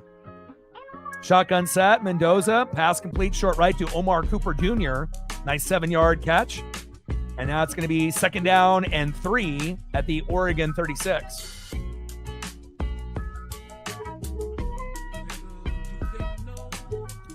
How's everything going, Marcos, with the job and everything else? It's been quite a while since I've seen you. I hope that you're doing good. I know that you had to work during the holidays and whatnot, but I miss you, and I hope things are going well for you. We got about 3 minutes left here before halftime. Indiana up 21-7 on Oregon. 2nd down and 3. Mendoza, deep right. Charlie Becker, touchdown. Hoosiers, wow. And again, it feels like Ohio State and Oregon from the last year all over again, except, the game was over in the first quarter last year, and potentially the game is looking like it's already over in the second quarter. Brutal. 27-7. Fernando Mendoza doing Fernando Mendoza things. Great job by Charlie Becker, showing that he's got strong hands as well, coming down with that catch. Mendoza going wild. Extra point incoming here momentarily.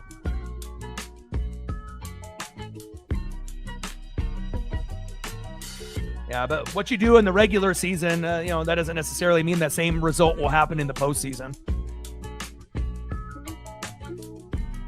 Great job by the Hoosiers. 28-7, Indiana. We desperately need a touchdown here in the last 3:13. If we're going to have any chance of some kind of miracle, comeback, or at least making it respectable, we need a touchdown here to make it 28-14 at half.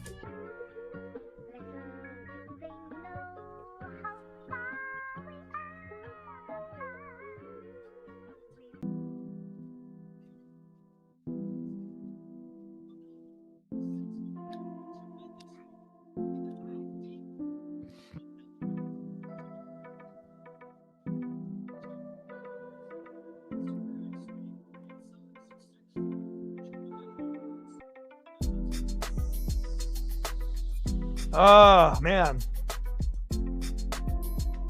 And again, even though they may not have any 5-star, athletes here on this Indiana Hoosier team, the athletes are there. It's very clear. It's not just Fernando Mendoza out there. They have athletic running backs, athletic wide receivers, athletic tight ends, on top of a good offensive line, and obviously a very stifling, energetic defense that goes sideline to sideline. And again, our only loss this year was by 10, 30-20 against Indiana. And we better get it into high gear here very quickly. Otherwise, this is going to get very, very ugly, which it already is at the moment.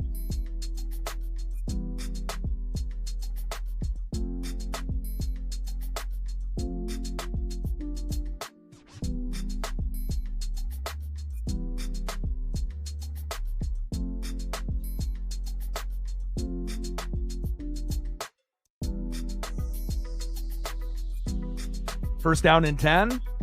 Tierre Hill Jr. got to give him some more opportunities.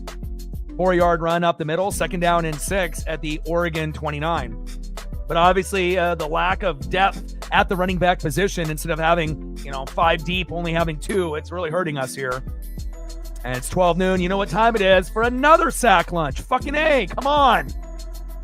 And it feels like it's the Oregon game at Autzen all over again, where the offensive line is getting overwhelmed by this Indiana defense, and they're only rushing 4. Get rid of the ball, Dante.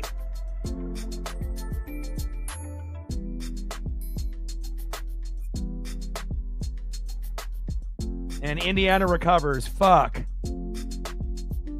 Gosh. Yeah, this one's over now. Because again, you assume that Indiana is going to score again. And again, 35-7 at half. It just feels like it's the Buckeye game all over again.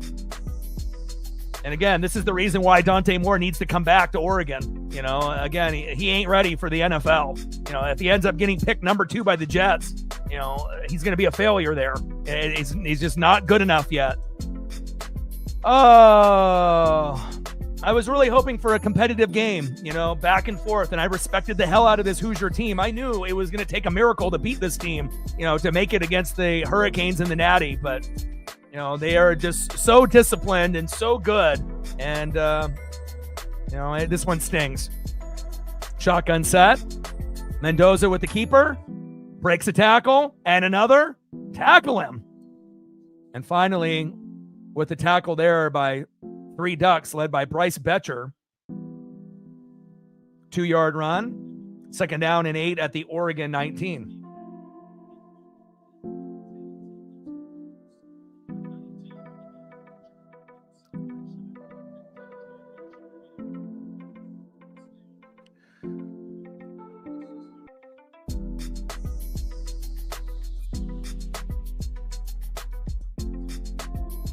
All right, we're at the 2-minute warning, 28-7, Indiana.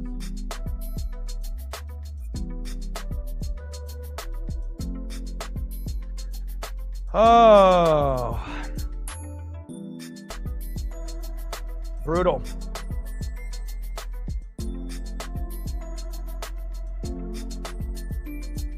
I mean, at this point, we're not going to more than likely, come back. But if we can make it somewhat respectable before the game is over, that would be great. But, we're definitely overwhelmed. O-line, D-line, defense, coaching, play calling, and then obviously Dante Moore not getting rid of the ball quick enough. Offensive line getting dominated, and then it's the turnover game. You can't have so many turnovers and think that you're going to be able to compete. And I knew this was going to be a tough matchup, but I definitely did not anticipate 3 turnovers, 2 fumbles lost, and a pick 6, and they don't have a turnover yet. The time of possession is pretty even, but, when one team's got 3 turnovers and the other team's got 0, obviously the score reflects that easily.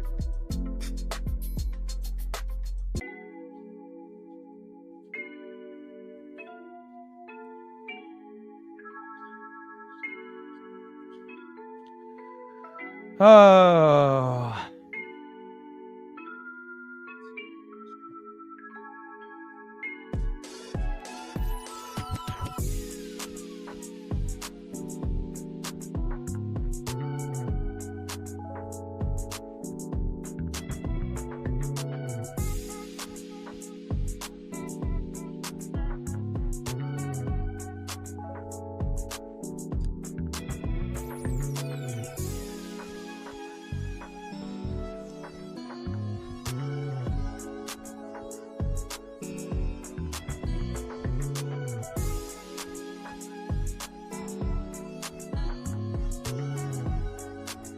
And based on, Dante Moore's performance here today, he ain't ready for the NFL. Again, if you pick him number 2 overall, the Jets aren't going to do anything. Again, it's going to be something where he needs to come back for more experience. There's no doubt about that. But we'll find out if he ends up, going to the NFL and, or coming back to Oregon. But, he definitely needs a little bit more time in the college ranks, in my opinion. And again, obviously his stock is falling, after this last game. It's not looking very good, at this point. And, based on what we're seeing here today, he may not even go number 2 in the draft after Mendoza after this performance. And obviously it's not all on him. Obviously the pick 6 and a few of these sacks, but a little unlucky play where Hill ended up getting the shoulder on the football. Obviously not ideal, but, 3 turnovers to no turnovers. Can't win a football game that way. But, his stock is falling dramatically. And, again, I don't think he'll go number 2 in the draft anymore based on this game alone. He would still be a first-round pick, but, definitely there will be, other positions that will be more coveted. Shotgun set, and Kalen Black rushing up the middle for a 5-yard gain. 3rd down and 3 at the Oregon 14.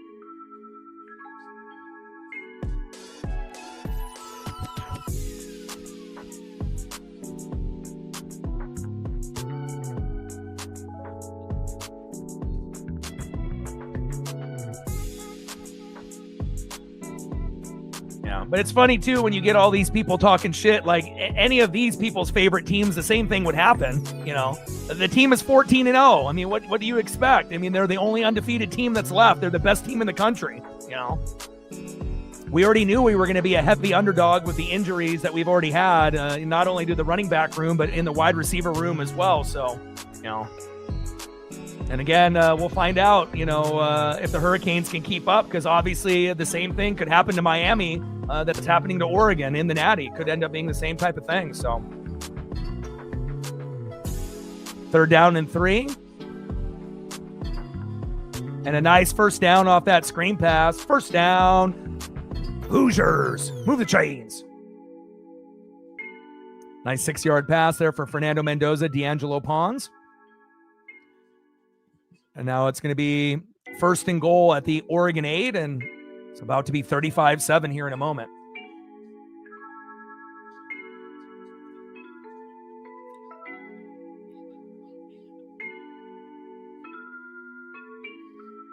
I mean, if Ole Miss ended up making it or Miami, you know, neither one of those teams is good enough to beat Indiana.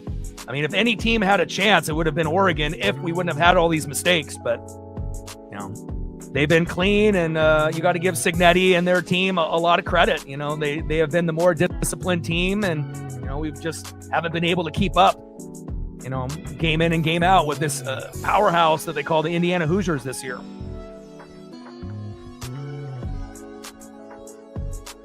But it feels like it's almost inevitable the Hoosiers are going to be champions of college football.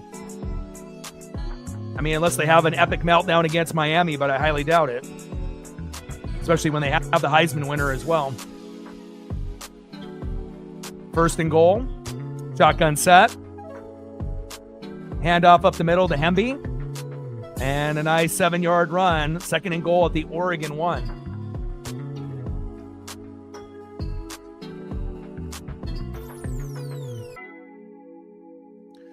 Oh, man. So Ohio State all over again. You know, but again, you got to crawl before you walk. You know, if you want to end up being a champion in any, you know, sport, you know, you got to lose before you win. You got to crawl before you walk. And, you know, eventually, you know, we're going to end up, you know, being champions at one point, but, you know, we're just not there yet.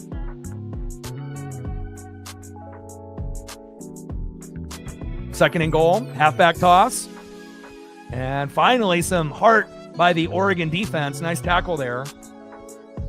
Tion Gray there with the tackle, loss of 1. 3rd and goal at the Oregon 2, but it feels like it's just moments away from 35-7.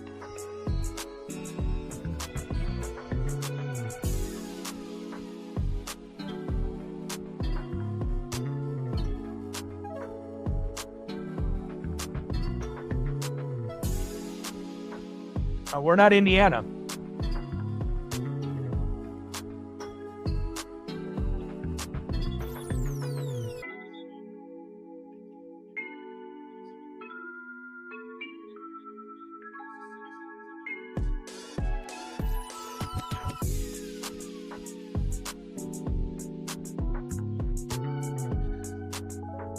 First half turnovers on the season, 4 in the first 14 games, 3 tonight. So, you know, that says the whole story right there.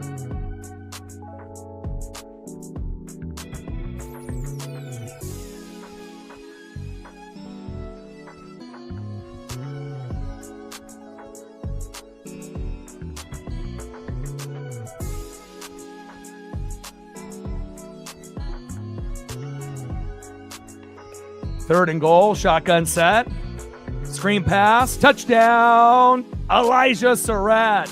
And just like that, 34-7 Hoosiers.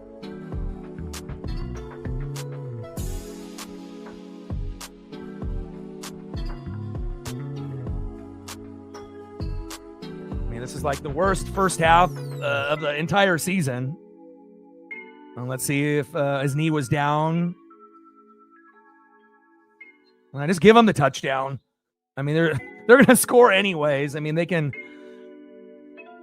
take a look at it and whatnot, but just give them the touchdown so that way we can get at least a chance to be able to get some kind of points here before the half ends.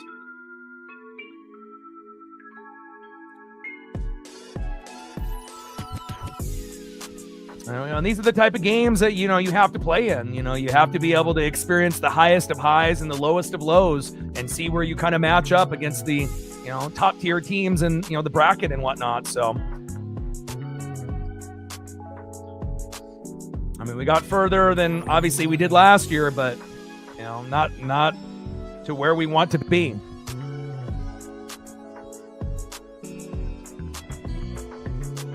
Two-yard touchdown pass from Fernando Mendoza, the Heisman winner, to Elijah Surratt. All right, it's upheld, and extra point is incoming.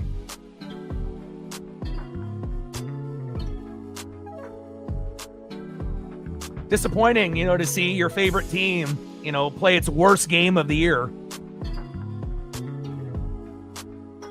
Extra point is up and good, 35-7. Hoosiers.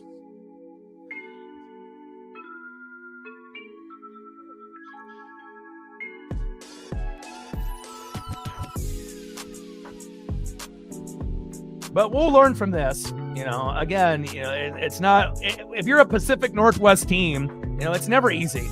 Again, it's like it takes a while to be able to get, to that point where you're a championship contender. And, it hasn't really gone, a lot of, our team's ways that we would like, regardless if you're a Duck fan or a Husky fan. And obviously we know Michael Penix Jr. had a fantastic season, and, they came up short against Michigan, and, Oregon got beat by Ohio State last year with Chip Kelly calling the plays for Ryan Day, and, having that month off definitely hurt. We were able to beat JMU and shut out Texas Tech 23-0, but this Indiana team is a whole nother monster. They're in a category of, all their own. So Quinn Warren with the kick, 65 yards with the touchback, first down and 10 at the Oregon 25, 35-7 Hoosiers.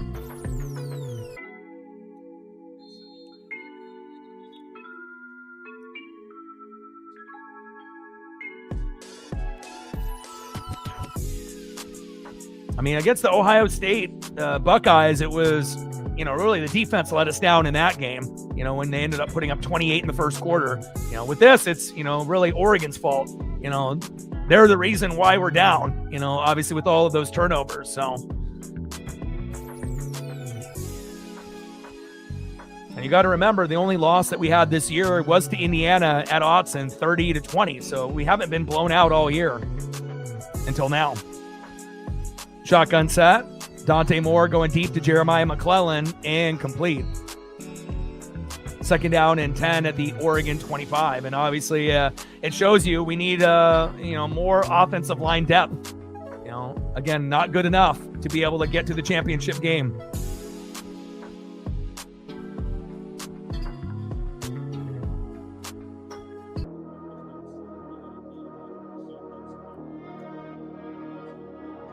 And Signetti and Lanning under the Nick Saban coaching tree with a few others as well. So, once you come under that coaching tree of Saban, a lot of these individuals are having a lot of success.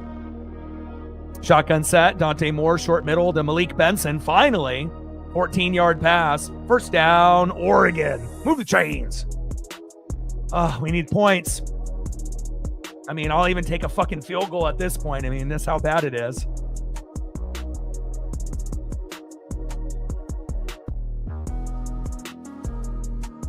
First down and 10, Dante Moore. There's a hold by Oregon. And that was right in front of the ref there. Isaiah World, probably our worst offensive lineman. 10-yard penalty by World, and that's going to be first down and 20 at the Oregon 29. Yeah, and again, there's no way in hell that the Hurricanes, based on how they played against Ole Miss, would be able to beat Indiana, the way that they played with all those self-inflicted wounds and kind of dumb plays, and dumb penalties late in the game. So, but hopefully in the Natty, it'll be more competitive than this.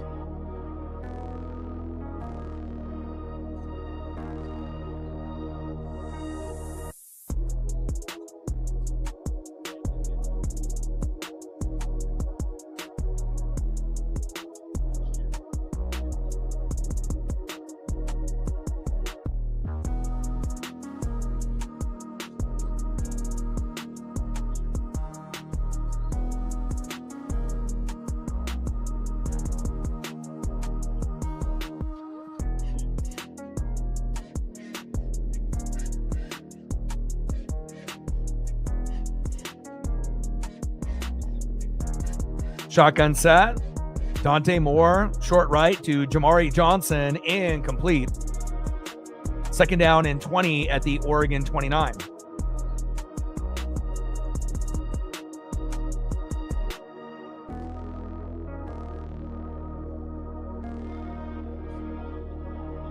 Yeah.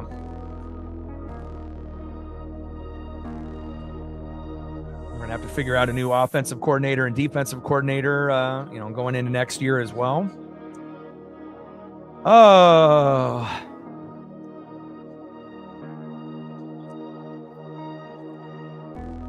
Second down and 20, shotgun set. Dante Moore, short middle to De'Aaron Hill Jr. Go, De'Aaron. There we go. 13-yard pass, third down and 7 at the Oregon 42.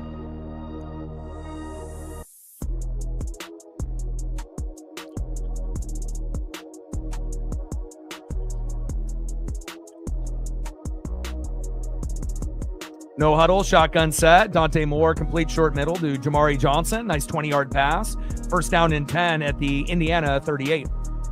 And then a nice spike here.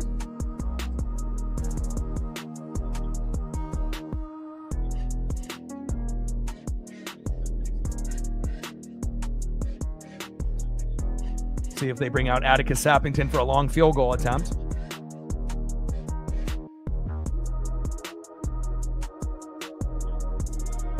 Yeah, I mean, Indiana looks like, one of those old school, Alabama or Georgia teams from, a few years back and whatnot. But, the Big Ten is, the real deal, whether it ends up being, Ohio State last year, Michigan the year before, or Indiana this year. So, we just have to be able to, at some point, get on their level. And again, we lost this game. There's no doubt about that. 56-yarder by Atticus Sappington. Kick is up. And no good. And that is halftime. 35-7, Indiana.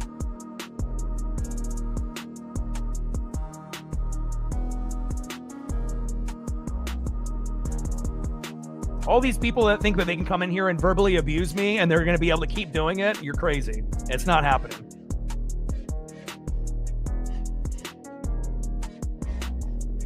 We're just not there yet. Again, this is the worst game that we played all season. And, sometimes when you end up playing the best team, in the country, sometimes you step up and you end up coming up with a miracle and you make it happen. And other times, they show you why they're the number one team in the land and why they beat you earlier in the year, and this is the best team in college football. And, what they're doing to Oregon, I assume they're going to do the same thing to Miami. The only thing Miami has going for it is they're going to be playing in their home stadium. So, they'll have that going for them, even though they'll be the road team. But, I don't see Miami beating Indiana, unless Fernando Mendoza gets hurt or something of that nature. So, yeah. Yeah, but you have to also realize, we had 5 running backs, the depth, and then obviously a few guys, opting out, and then we ended up having a big injury. And again, if we had Jordan Davison, that might have been, one of the key pieces that could have made a difference, even though Jay Harris has been pretty good. But, a pick 6 by Dante Moore to start off the game, not good, even though we were able to respond with a touchdown. And again, it's the turnovers, and obviously the offensive line and Dante Moore not getting rid of the football quick enough. So anyone that thinks that he's ready for the NFL, you're crazy. He's not. So again, his stock is, going downhill. He won't go number 2 in the draft. And, he needs a little bit more time, to hone on his skills and whatnot. So, if anything, hopefully Dante Moore will come back because, if he plays like this in this type of game, it definitely shows you he's definitely not ready for the NFL.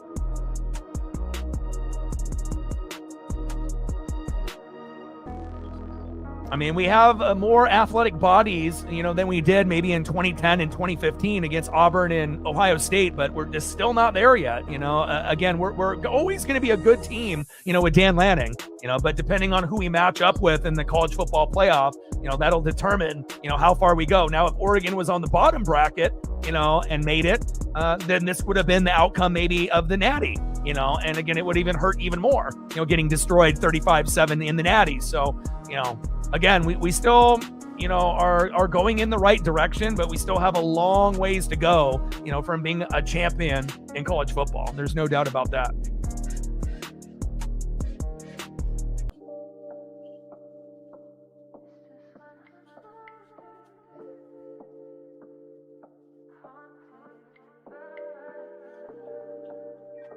I mean, the last thing that you want is your favorite team to have their worst game in the biggest moment, in the playoffs. But, it happens to all of us.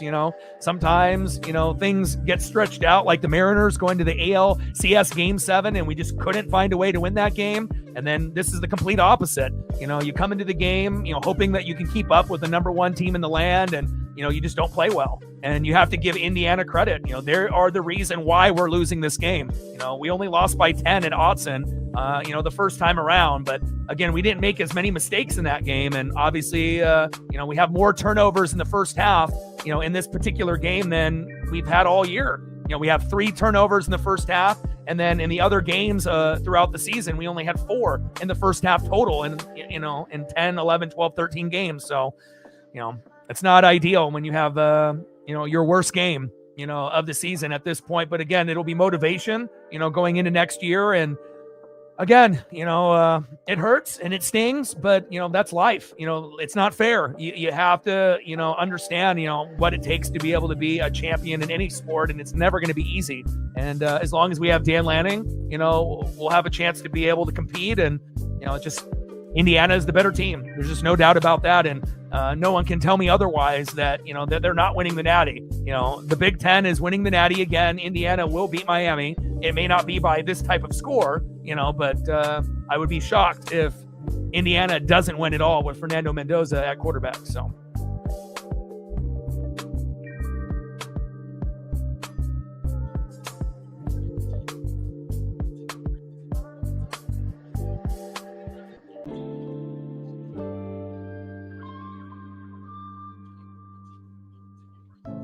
But it's not like I've had my, I haven't had my heart broken before.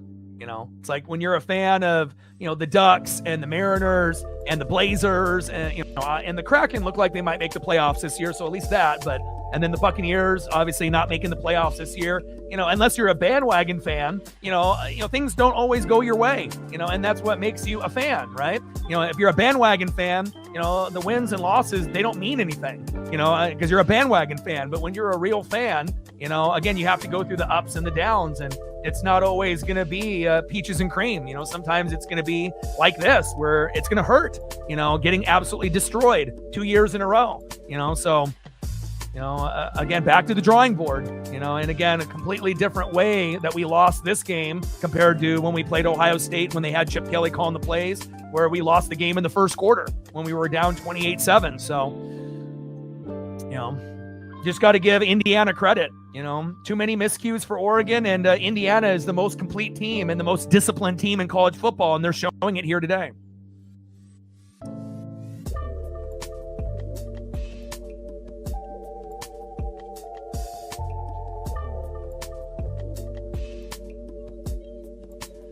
That one really changed the outcome of the game, the Dante Moore fumble there on the 2-yard line. If that didn't happen, we still lose this game, but maybe the score is, 28-14 or 28-17 or something like that. But you just got to give Indiana credit, just the better team.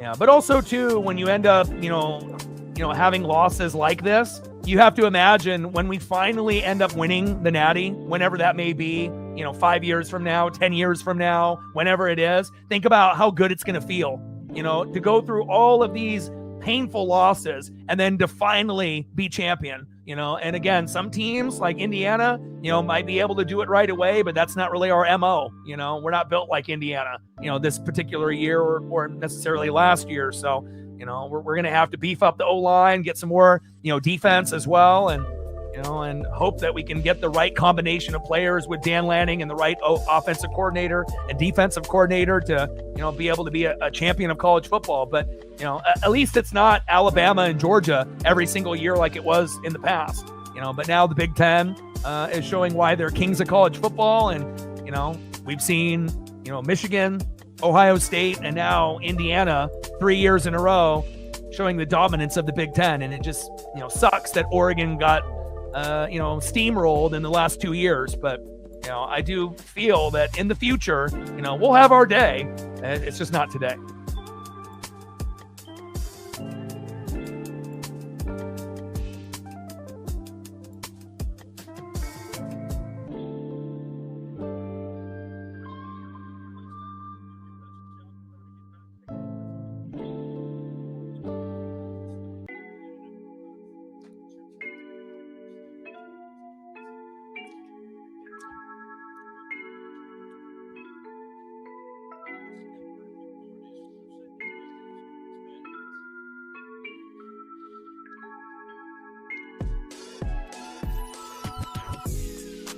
Well, they got the Heisman quarterback, a lot of athletic bodies, but really it's, discipline. Again, I wish we would be able to, build a team the same type of way. When we ended up losing the Natty in 2010 and 2015, we were too small. We were fast, but we didn't have big enough bodies, on the O-line and the D-line. And then now it kind of feels like we finally, have the bodies and somewhat the depth, but then the injuries have come back to bite us. And then not only that, with injuries at wide receiver and at running back, late in the year, obviously Dante Moore, Dante Moore can't play like that, and again, hanging on to the football too long, throwing a pick six to start the game off, the offensive line, obviously not doing a good enough job. And so, there definitely needs to be improvements, on not only that side of the ball, but also defensively. So again, we're always going to be a top 15 team, under Dan Lanning, probably a top 10 team for the most part, but, to be able to separate ourselves, from these other top 10 teams to be champion, we're going to have to get the right collective, unit of players and coaches together to make it happen. And we just haven't been able to find that right combination just yet. And, the teams that we're going against have been better. And unfortunately, the teams that we're losing, to in the Dan Lanning era are either making it to the Natty and losing, like Washington, the Huskies with Michael Penix Jr., or we're losing to the eventual champion, the Buckeyes last year, and then obviously Indiana potentially this year. So, we're getting closer, but we're still, quite a ways away to where we need to be if we want to be a champion in college football. So.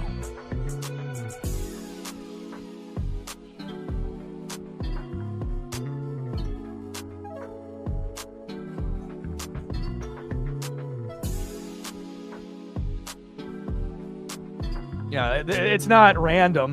It definitely, they are the most disciplined, team in college football. The only undefeated team, that's 14-0, about to, continue their win streak. And again, I highly doubt Miami will be able to keep up with Indiana, especially, if they play like this. Now, I don't know if Carson Beck will play as bad as Dante Moore today. I highly doubt that. I assume that Beck will play better than Dante Moore, but even with Beck playing better, I think that player for player, it's going to be hard for them to match up against this Indiana Hoosier, super squad that is destined for the Natty, it feels like. Just sucks that, you have to be the team that ends up losing to the eventual champion here 2 years in a row. That's what you have to, have happen, to be able to get where you want to get. It stings, it hurts, it's cruel, but, that's just how it goes,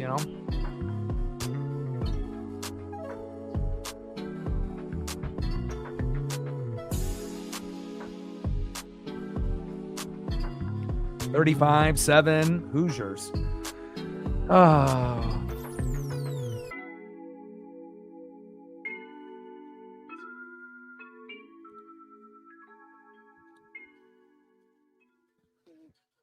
Yeah, and last year's team for Indiana, they were pretty good. They weren't able to beat Ohio State, but obviously improving, their quarterback position from Rourke to, what they're able to get with Fernando Mendoza. I mean, let's not forget, they do have the Heisman, winner on the squad. It's not like they don't have, certain players on the squad here this year. So.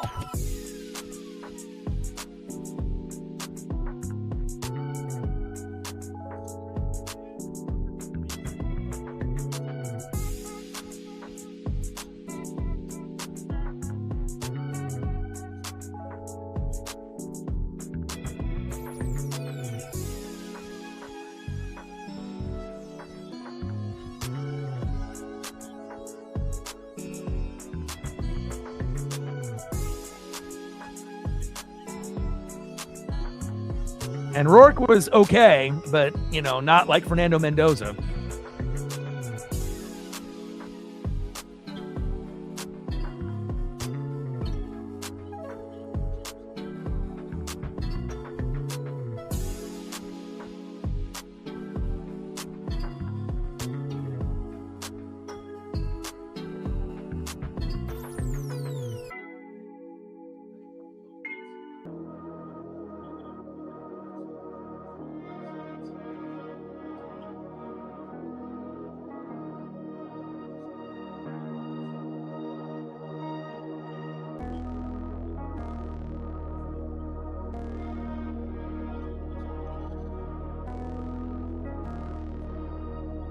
Yeah.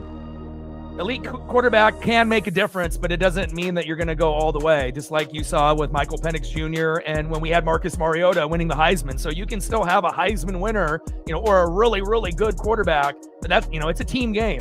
Obviously having an elite quarterback helps, but also it really depends on how they play in the big game. And, Dante Moore has been one of the, top 5 quarterbacks all college, 2025 season, but again, the worst game of his career, unfortunately, is happening here today. 35-7 Indiana. Yeah. Well, also, when you throw a pick 6 to start off the game, that kind of was foreshadowing on how the game was going to go. So it's like I've never seen a game start that way for the Ducks ever, and so when you start off against the best team in the country, who's 14-0, who gave you your only loss, even though it was only by 10 points, 30-20 at Autzen, that kind of foreshadowed what was to come. And again, the turnover game, offensive line, his, choices, on hanging on to the football a little bit too long. You have to give credit to Indiana. They're just a better team, right now. And, I'm hoping, down the road that we'll be able to overcome. But again, it's always going to be like this for Oregon. If we're going to end up being champion, we're going to have to be able to beat the best team in the Big Ten, or, a team that's right there with us, whether that ends up being Michigan or Indiana or Ohio State. And unfortunately, we've always been like the second best. We're not able to be the best. And, hopefully we'll be able to be the best, at some point, but we're just not there yet. But again, obviously, I already knew Dante Moore wasn't ready for the NFL. And obviously with this performance in this first half, his, draft stock is falling and he should come back unless we can end up, if he ends up going to the NFL, hopefully we can get someone that's better than Dante Moore to come in to help us, take it to the next level. And I think that Dante played better than Dylan Gabriel this year, having a, lefty and then going to a righty, but again, you're going to be judged on how you play in the big games, not just in the regular season. And, the worst time possible to play your worst game in your career against Indiana here in the college football playoffs.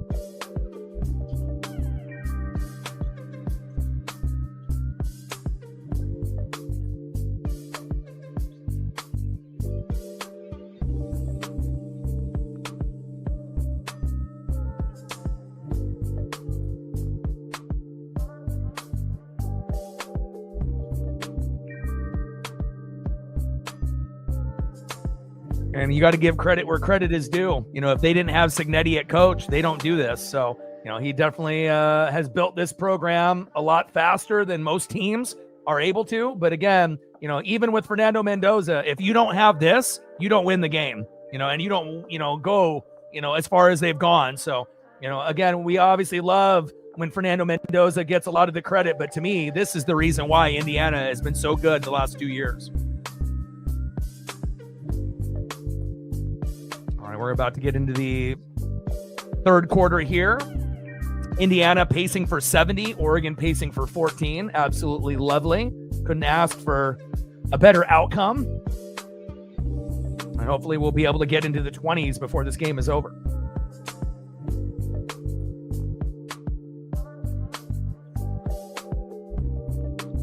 But again, I would rather have to go through, losses like this than to be a bandwagon fan and be numb and not feel any emotion, So, you're going to feel good on the big wins. You're going to feel the pain in the losses, but that's what makes you human and makes you real, and it makes you genuine instead of just being a bandwagon fan. And, the losses, don't mean anything and the wins don't mean anything. So, it definitely stings when you feel like the game is already over in the first quarter last year against the Buckeyes and now in the first half against the Hoosiers. But that's just the way the cookie crumbles. We're just still not good enough.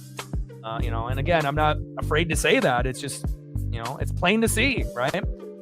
And the games have ended a little bit differently. The defense cost us last year. We didn't really have a lot of mistakes with Dylan Gabriel, right? And then this year, it's, Dante Moore. We thought he was the better quarterback over Dylan Gabriel, but ended up choking, in the biggest game of his life. So not ready for the NFL, draft stock falling, come back to Oregon. And if you decide to go to the NFL, then we got to get somebody better than Dante Moore next year.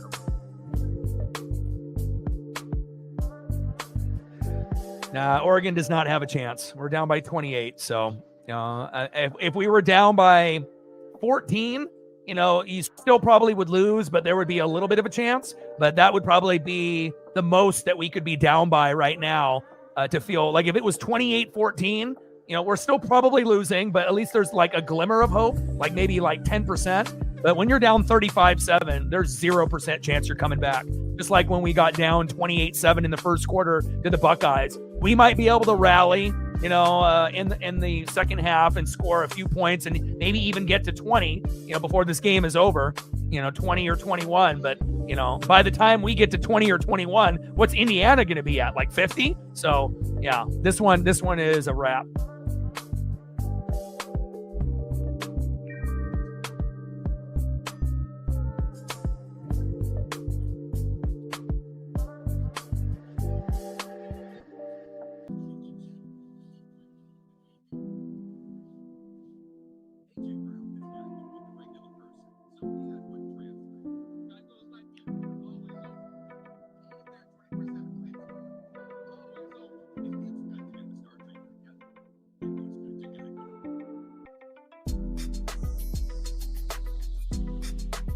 But we'll be doing the Packers and Bears tomorrow at 5 o'clock Pacific. And then I'll either do the Niners and Eagles or the Chargers and the Patriots.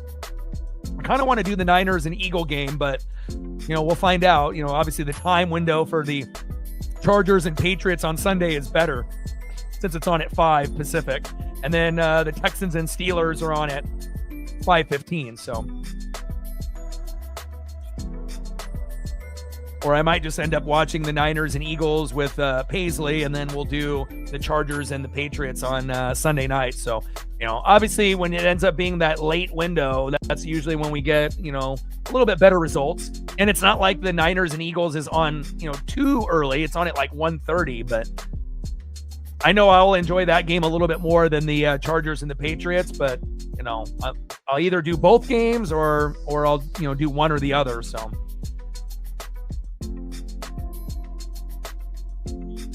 All right, we're going into the start of the third quarter here in a beatdown, 35-7 Indiana. But again, my heart isn't broken. Again, I've already gone through this many, many times, So, when you're a Blazer fan, a Duck fan, a Mariner fan, again, and even for some people that are, Seahawk fans and, Mariner fans as well, we've gone through this, at least the Seahawks have been able to be champion and whatnot. So there's at least one team, that in the Pacific Northwest that's been able to have a little bit of glory. Obviously the Blazers won way back in the day and, 77, but that's such a long time ago. But again, it's been a minute, since we've actually seen a champion in Oregon or Washington, and hopefully, we'll be able to have that again in the near future. Maybe even this year with the Seahawks. So Atticus Sampington with the kickoff, 65 yards, and that is going to be a touchback. First down and 10 at the Indiana 25.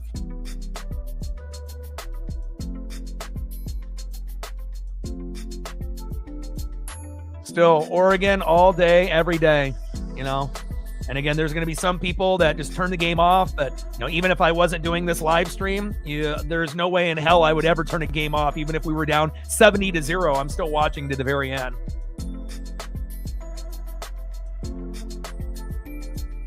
Yeah, Sonics in 79. True. Blazers in 77. And obviously we've seen, Seattle in that Legion of Boom era, have a little bit of success, with a Super Bowl then as well. So false start there by Drew Evans, the offensive lineman for Indiana. Self-inflicted wound, but it hasn't really affected them that much here today. First down and 15 at the Indiana 20.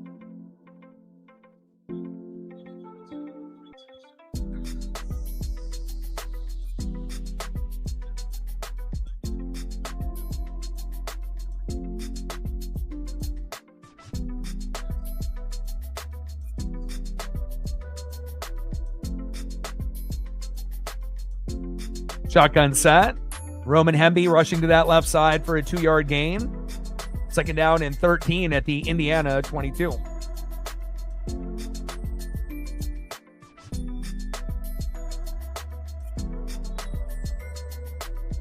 Yeah, I mean, again, for some teams, it's going to come right away, like Indiana. But for Oregon, again, it's never going to be easy. We'll always be able to have great recruiting classes, and we're getting better, with Dan Lanning. But again, it shows you, when you match up against the best team in the land, again, you have to play a flawless game, and again, just too many mistakes. That's just the bottom line.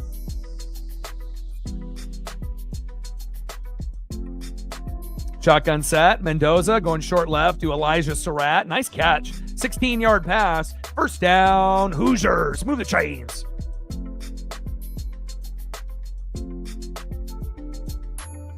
But as long as Dan Lanning ends up staying, at Oregon for the next 5-10 years, eventually, hopefully we'll have enough, pieces that are working together that we can end up saying, hey, it took a long time, but we're here finally. But obviously, we're definitely not there yet. Shotgun set. Hemby rushing up the middle for a 1-yard gain. Bryce Betcher, one of my favorite players on the defense there with the tackle. Second down and 9 at the Indiana 39.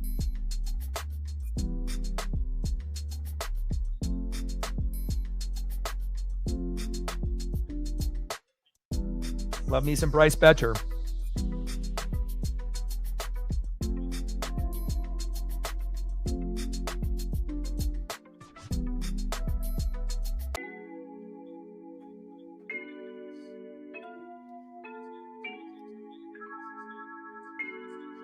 Shotgun set. Mendoza going short right to Charlie Becker. Nice catch there. 12-yard pass.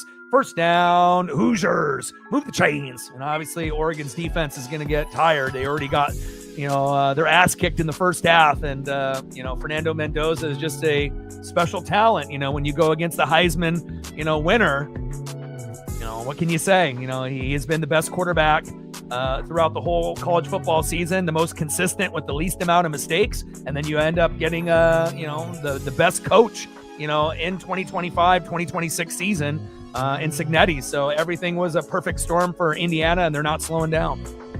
Shotgun set. Kalen Black rushing off that left side, and a nice 10-yard gain. First down, Hoosiers. Move the chains. Flowers in there with the tackle, but again, the fatigue factor is already going to be, sinking in. They already got worked in the first half, and, you can definitely feel some of the players on defense are not motivated.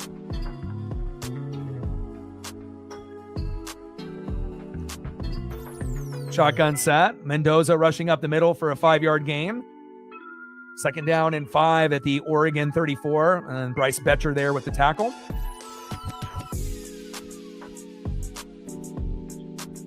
Like, sub, donate, comment, share. If you haven't smashed that like button yet, please do. Help us get to 100 likes, 100 on that dono train. And 5 to 15 subs. Let's get it, baby. Shout out to my boy Brooks Beats with the best beats on YouTube. No huddle shotgun set. MB rushing off that left side, and that's a 2-yard loss. Betcher with another tackle. Betcher all over the place. 3rd down and 7 at the Oregon 36.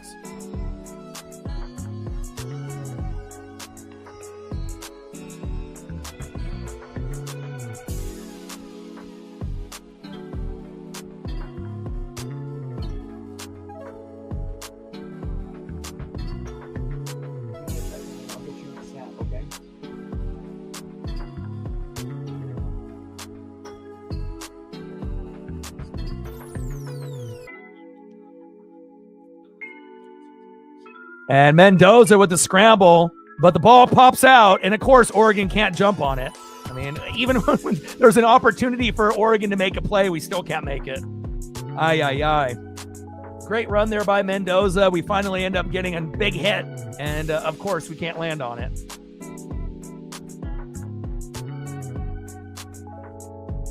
Oh, absolutely.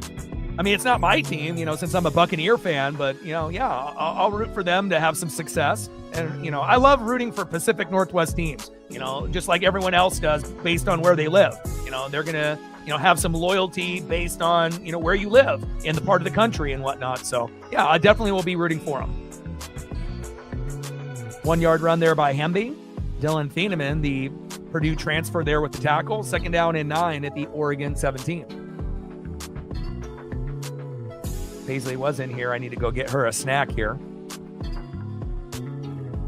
Shotgun set. Hemby rushing up the middle with a 4-yard gain. And that's 3rd down and 5. Bryce Betcher, another tackle. So at least Betcher isn't giving up. And that's why he's my favorite player on the defense. Again, when everything is going wrong, who is still playing hard? And I can definitely see a few guys on the D-line that aren't trying, but at least Betcher is playing for pride. Even though we're getting fucking destroyed out there, and again, that means a lot, when you can see people playing, when you know that you're going to lose the game and you're still able to, at least play somewhat to your abilities. Shotgun set, Mendoza, short left to EJ Williams, touchdown, Hoosiers. And this one is getting uglier by the minute. 41-7 Hoosiers. All right, got to go get Paisley a little snack. Congratulations, Signetti. You're doing a fantastic job. Just too much Indiana, huh?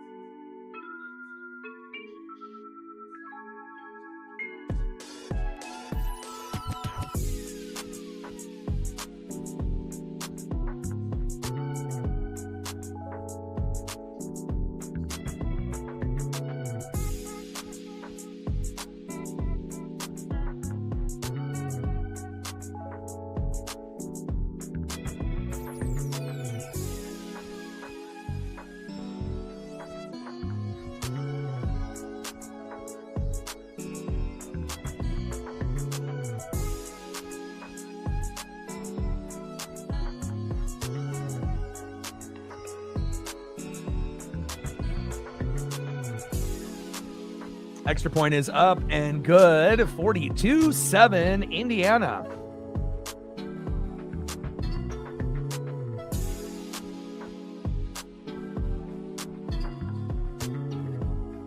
Man, can we stop the bleeding? Apparently not. Fantastic job by Fernando Mendoza. Roman Hemby doing Roman Hemby things. Omar Cooper Jr. and everyone else. And, it definitely stinks, when you go 13-1 and your only loss is to Indiana by 10, 30-20. That would have been a more acceptable, defeat here today, not losing fucking 42-7. And, based on how Indiana is playing, if they don't take their foot off the gas, hell, they might get to 60, and this is not who we are, as, Oregon Duck, fans and whatnot. But that's sometimes, this is what happens in sports. It's painful to see, your favorite team have their worst game of the season. Honestly, this might be the worst game that I've seen in a few years. We normally don't get blown out like this, but again, normally we don't go against the number one team in the land that has the Heisman winner at quarterback either, with a very, very elite coach in Cignetti. So, the perfect storm for Indiana. They did everything right. We did everything wrong. And, hopefully in the next few years, we'll be able to get on the Indiana level. But we're definitely nowhere near that today. Congratulations to them.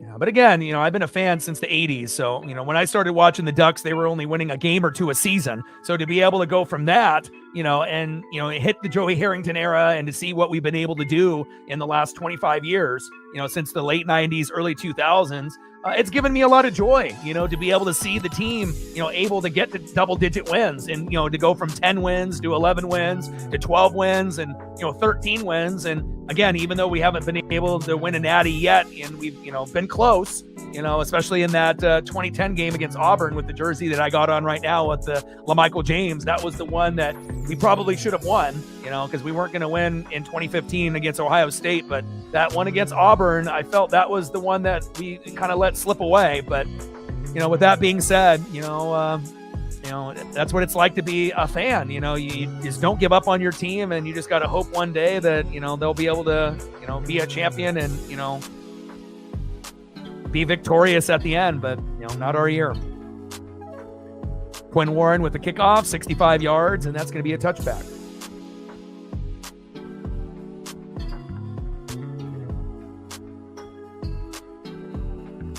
Yeah, I mean, and not only do I have to fucking go through what happened with the Mariners this year, right, on the channel, now I have to go through even a worse, defeat here with Oregon. So, no, I guess that's just the life of, being a Pacific Northwest sports fan. Again, it takes us a while to get good, but once we get good, we get championship good. But sometimes we can't win it all, and at least the Huskies were able to get to the Natty, even though they weren't able to beat Michigan. And, we still haven't been able to get to that point. So, shotgun set, De'Aaron Hill Jr., big run on that right side, 71 yards. There we go. A little too late.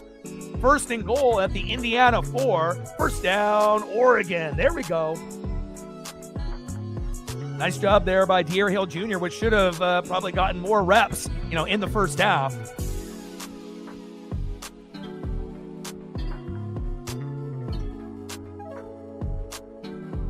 Fantastic run. And, obviously we're getting destroyed here, but, a great run by De'Aaron Hill Jr. Kind of gives me, Jonathan Stewart, LeGarrette Blount vibes. Shotgun set, Dante Moore. Incomplete short right to Malik Benson. Second and goal at the Indiana 4.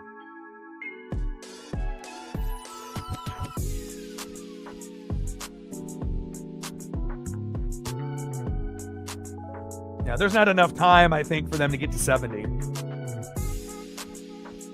63 is possible, though.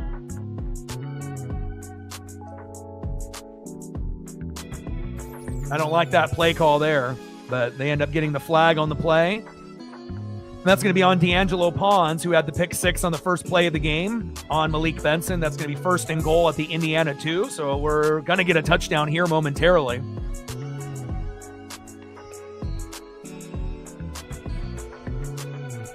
And shotgun set, Jay Harris up the middle, touchdown, Oregon. There we go. Too little, too late, but it's better than being in single digits, and then you're in double digits now. 42-13. There we go.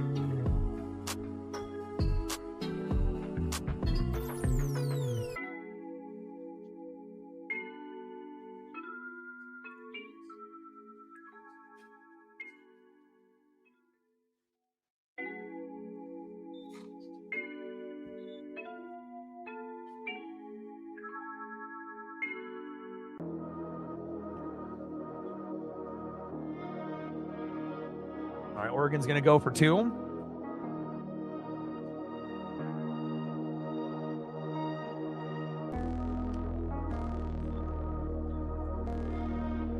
No Davison, no Noah Whittington. Again, the injuries just coming at the worst possible time.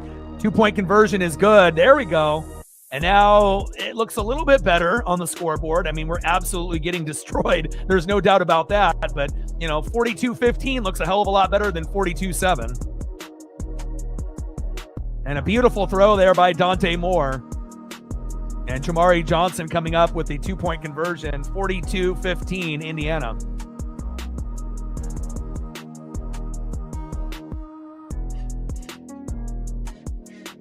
Like, sub, donate, comment, share. If you haven't smashed that like button yet, please do. Help us get to 100 likes, 100 on that dono train. And 5 to 15 subs. Let's get it, baby.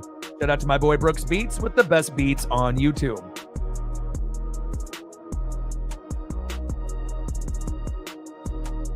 Gained 5 more subs since the last commercial break.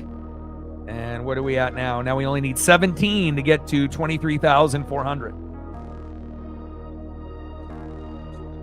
Shout out to the 10 new subs that we've acquired in this Indiana Hoosier beatdown of the Oregon Ducks. I appreciate it.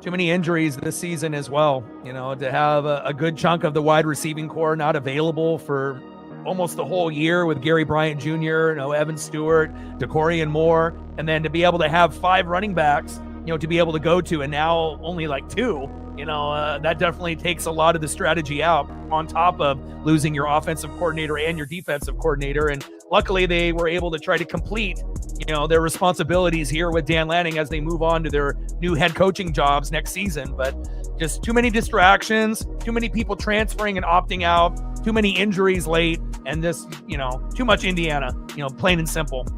They're a fantastic team, and, I don't see any way Miami beats Indiana. I just really don't. I think Indiana will play better than Oregon did here today, I would assume, but I don't think it'll be good enough to beat Indiana for the Natty. I mean, Fernando Mendoza, we haven't really seen him have a game where he gets sacked a lot and the offensive line get, beat up. And that's why they're, obviously 14-0, right? It's like, if somehow, some way, Bain and company for the Hurricanes, can get pressure and cause some turnovers that way. But it's like you don't really see Indiana throwing picks. You don't really see them getting fumbles. And if they fumble, they recover their own fumble. They don't throw pick sixes. They don't give up fumbles for touchdowns. You don't really see Mendoza fuck up at all. So again, it's like the most disciplined, error-free team that we've seen in college football this year. And, they're potentially, a half and 1 game away of completing the journey. Wish I could say the same for Oregon, but, at least we're out of single digits and we're in double digits now. Atticus Sappington, 65-yard kick, and that'll be a touchback. First down and 10 at the Indiana 25. I imagine that we're going to hire within, but we don't know. We'll have to wait until we get into next year, before we can really say, are they going to be just as good as the guys that we have now, or are they going to be worse? And, and also there'll be an opportunity to bring in some new coaches as well. I know they want to hire within, but, there might be opportunities, for others as well. Shotgun set. Kalen Black, holy cow. The Oregon defense is just fucking tired. Rushing up the middle, 62 yards. This is ugly. Big first down and 10 at the Oregon 13, and the Oregon defense is just giving up. Flag on the play, and finally a holding call on Indiana to bring that play back. I thought there was a hold on that play, but you just don't know if they're going to call it at this point when they're blowing us out. Bray Lynch, the guilty party there, and that'll take that 60-plus yard gain off the board. Thank God.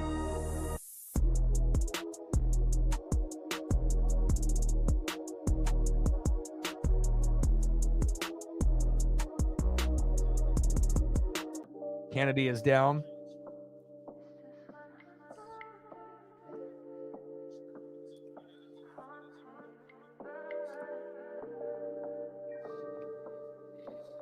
Oh, man, oh, man.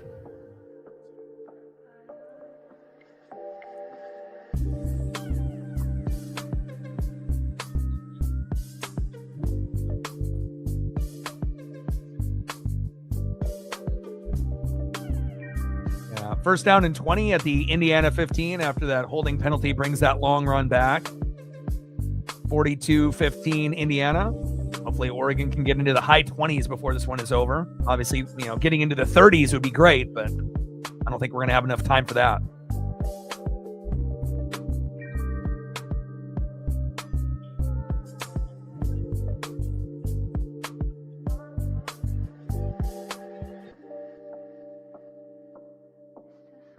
Shotgun set. Roman Hemby rushing up the middle for a 3-yard gain. Jericho Johnson, the D lineman, there for the Ducks with the tackle. Second down and 17 at the Indiana 18.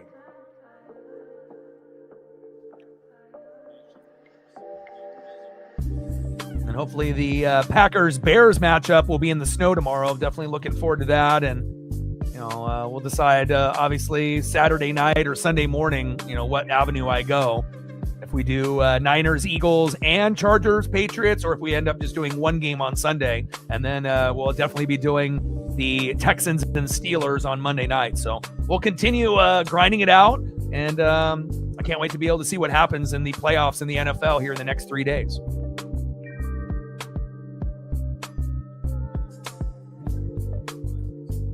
Shotgun set. Mendoza, short middle to Riley Nowakowski. Nice catch there. 13-yard pass. Third down and 4 now at the Indiana 31. I mean, absolutely no weaknesses in this Indiana Hoosier teams.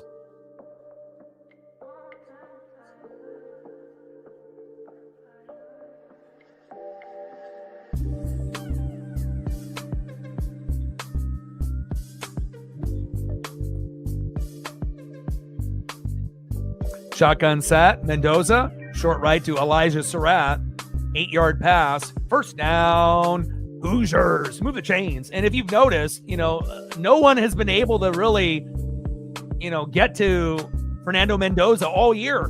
There's a reason why they're winning so often. I mean, it's like, how often are you even seeing him get sacked? It's like he's only getting sacked maybe once or twice a game, if that. Sometimes not at all, and sometimes he has no fumbles. Sometimes he has no picks. You got to give a lot of credit to that O-line, for Indiana. All season long, they have just been absolutely fantastic. Look at that. In the college football playoff in 2 games, he's got 3 incompletions and 7 passing TDs. That is fucking insane. 3 incompletions in 2 games? I mean, I guess that's why he won the Heisman, huh? Incredible. 20 more likes to get to a hundo. Hand off to Roman Hemby up the middle. I wish that Oregon didn't have to be the team that, played. But again, if we were on the bottom bracket and played Indiana in the Natty, the same thing would have happened. So, and then it probably would have hurt even more. So, second down and 6 at the Indiana 43. Less than 5 minutes to go here in the third quarter. 42-15 Hoosiers. Yeah, I mean, he looks like, he could end up playing in the NFL. Dante Moore, he definitely needs more time. And even if Dante Moore, stays in college for a couple more years, I don't think he'll ever be as good as Mendoza. Again, he's a little undersized. And I don't know, to me, and I'm a Duck fan, but I don't really think he's got the Bo Nix, Justin Herbert in him, Like, obviously Marcus Mariota, had injury problems, but I don't really see Dante Moore in the same category as those other three quarterbacks. And again, if Mariota didn't get hurt, he wouldn't necessarily be Bo Nix or Justin Herbert, but I don't really see Dante Moore in the same light as Bo Nix or Justin Herbert, nowhere even close to those guys. Shotgun set, Mendoza going deep to Omar Cooper Jr. incomplete. 4th down and 3 at the Indiana 46. Kind of like the same thing with Dylan Gabriel. He was a good quarterback for the Ducks, but not good enough to be in the NFL as a starter. Dante Moore might be able to be a starter one day, but Dylan Gabriel to me is just, a second, third string quarterback, not good enough to be a starter ever in the NFL. And, that might be a harsh reality for some, but I think that's the truth. Not every player is going to be built like Justin Herbert with the height, or is going to have the moxie, like Bo Nix. So, and Mitch McCarthy with the punt. And that's a 49-yard punt, 1st down and 10 at the Oregon 5.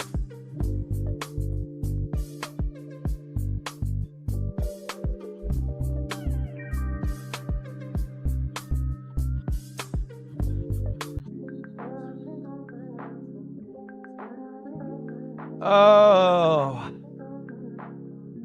I mean, at this point we're losing, right? But if we can, get as much, points on the board to make it not look as terrible of a blowout, that would be great. I guess best case scenario for Oregon, we get to 30. And we end up losing 30 to 45. They end up getting a field goal the rest of the way, and then we get a touchdown and a 2-point conversion and another touchdown, and we end up losing by 15, even though the game was, more of a blowout than that. But I think that would be the best case scenario for this game. So, but again, the field goal kicker hasn't even really been needed for Indiana. So all touchdowns so far, 6 of them for Indiana, and they're not slowing down.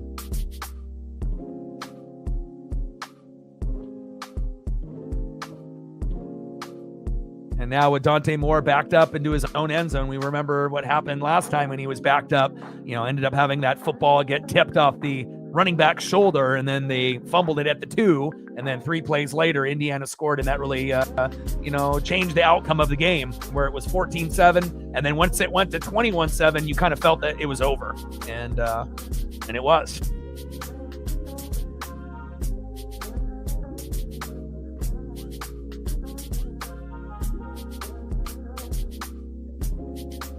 Like, sub, donate, comment, share. If you haven't smashed that like button yet, please do. Help us get to 100 likes, 100 on that Dono train. And 5 to 15 subs. Let's get it, baby.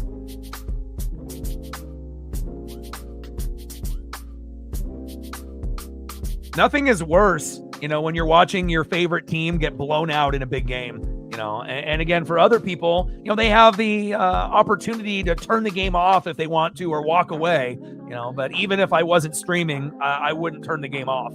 That's just not in my nature.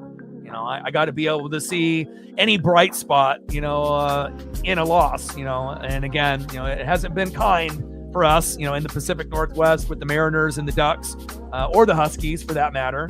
Especially with the whole Damon Williams debacle. Now he'll be coming back to the Huskies, but obviously that locker room will not be the same after, him signing, saying that he's going to stay, and then wanting to leave, and then now having to come back.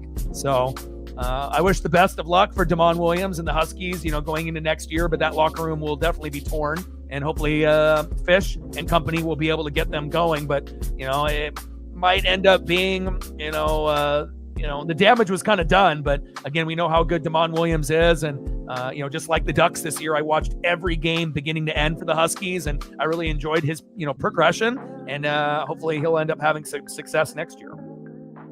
Reflect with the 20. Appreciate you, man. Stacks, Racks with a little Cactus Jack. Bang, bang. Thank you so much for your support. Another $20 holla on the Dono train. But again, any fan that, reps teams that are in Oregon and Washington can relate, and really the only team that might be able to buck the trend are the Seattle Seahawks this year, maybe a year or two early, but that offensive line and defensive, unit has improved drastically, and we'll see how far Sam Darnold and Kubiak can take this team as well as the defense in this Seattle Seahawks regime. 3-yard run up the middle by Jay Harris. 2nd down and 7 at the Oregon 8.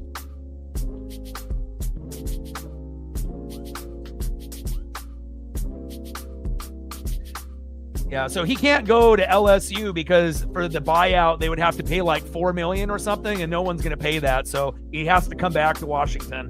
So, for all of that signing and then saying you're leaving and then coming back after, one of the Husky, athletes, died of cancer and, that whole, kind of taking over that moment and whatnot, it definitely tore the locker room a little bit, but what's done is done. He's back with the team, and I wish him the most success.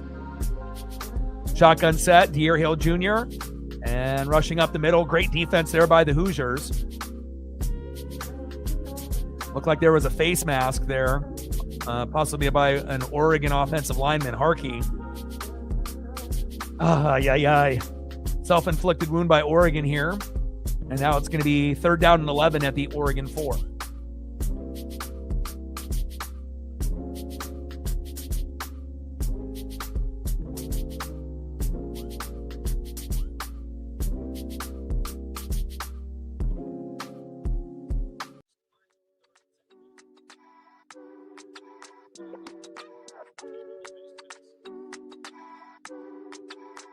Yeah, I think every, Duck fan and every college football fan, thought it would be closer. Most people thought that Indiana would win, and they should. They're the better team. But, if we were going to lose, people thought we were going to lose by, maybe 10 or less, like we did in the first game, 30-20, not getting blown out. But again, we just didn't play a good game today. Offensive line didn't play well. Dante Moore didn't play well, and that's why we lost. And the defenses hasn't been good today. 43-yard pass down the sideline, Dante Moore to Jeremiah McClellan, and another game where we haven't been able to get Kenyon Sadiq the ball. It's like, how can you have the best tight end in the country and not give him the fucking football? But again, the same thing. Will Stein, is trying to do his best, but, when we lost to Ohio State last year, it was because of the defense, right? And Dylan Gabriel actually played a pretty good game, just, not enough.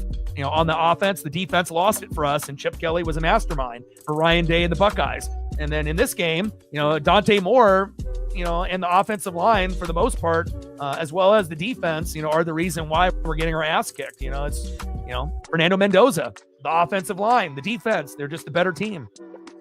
They're showing why, they're going to be the favorites in the Natty over Miami, and again, obviously, if we were going to lose, I would rather lose by 10 or less than losing by this crazy 42-15. No one wants to, watch your favorite team get their ass kicked in the biggest game. But, I guess it could be worse. This could be the Natty.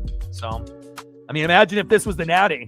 And, so hopefully Miami will play better than Oregon. But, I assume Indiana is going to end up winning pretty easily, even though we know Miami has a few guys up front like Bain on that D-line. But, they did have some injuries in that last game against Ole Miss, so we'll see how healthy they are. But I just can't really see any scenario of Miami winning, honestly.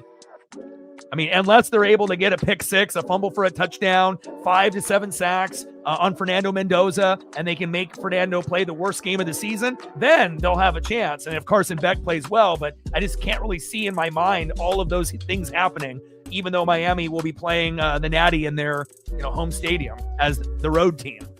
But you never know. At some point, will Mendoza have a bad game this season? He only has one game to go, and I just don't see any scenario of Miami winning. They might be able to play better than Oregon here today, but I still don't see them winning the Natty over Indiana.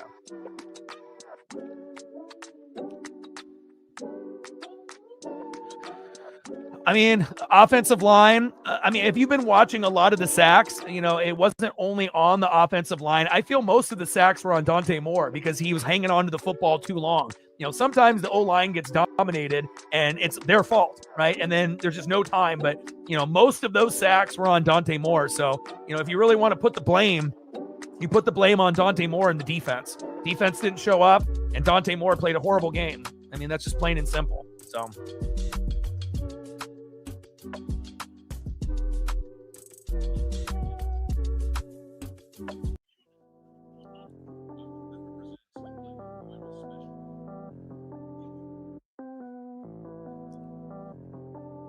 But at least we're going to have some amazing NFL action, for the next 3 days. I'm very looking forward to that. And again, I'm looking forward to the Panthers and the Rams. Obviously, tomorrow for the first game, we will do the Packers and Bears here on the channel tomorrow. And then I have to make a decision for Sunday. Realistically, I want to do, the Eagles and Niners, and I was hoping that would be the late game, but we'll probably just do the late game on every day so that way I can take care of my pups. So realistically, Packers, Bears tomorrow at 5, Sunday, Chargers, Patriots at 5, and then Texans, Steelers at 5:15 on Monday. And then I guess I'll just watch the Niners and Eagles, and obviously the morning game with the Jags and the Bills. So, we'll do one stream a day. I mean, I don't mind doing 2, but it kind of just depends on the support that we're going to be able to get, and I don't want to burn myself out. So, shotgun set, Dante Moore, little screen pass. And Decorian Moore, nice first down there.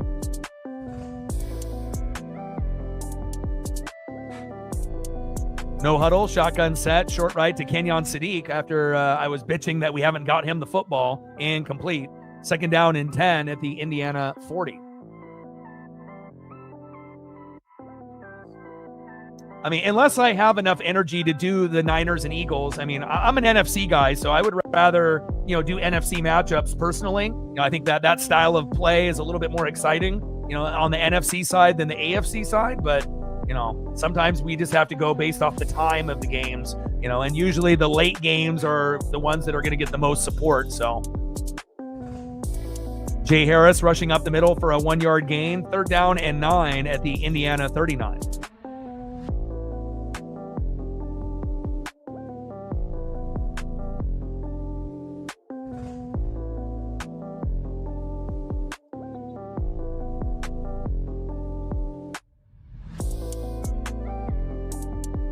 Gain another sub since the last commercial break. 16 to go to be able to get to 23,400.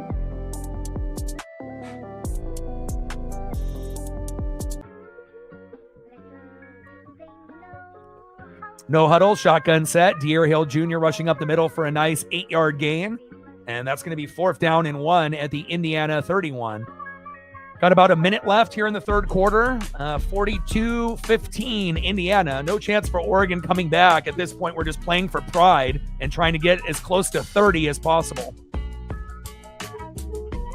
mean, I really want to do that, Niners-Eagles game on Sunday and Chargers-Patriots. But again, I don't know if I'll have the time or the energy to do both. But I feel like that would be more exciting than the Chargers-Patriots. But Chargers Patriots is on at a better time slot, so sometimes we just have to go with the time slot. So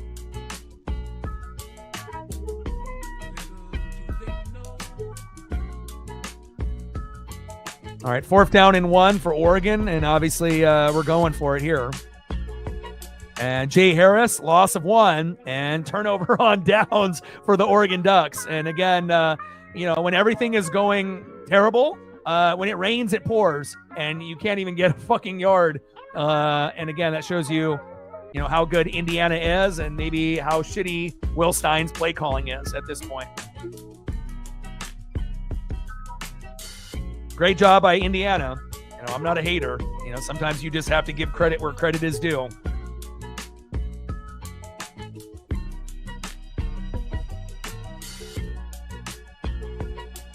And again, it shows you, if you have a fantastic coach, and a well-disciplined team, you don't need a bunch of 5-star guys, to be able to win a natty. And Indiana is proving that, that they don't need, all these 5-star guys like a lot of these other teams, including Oregon.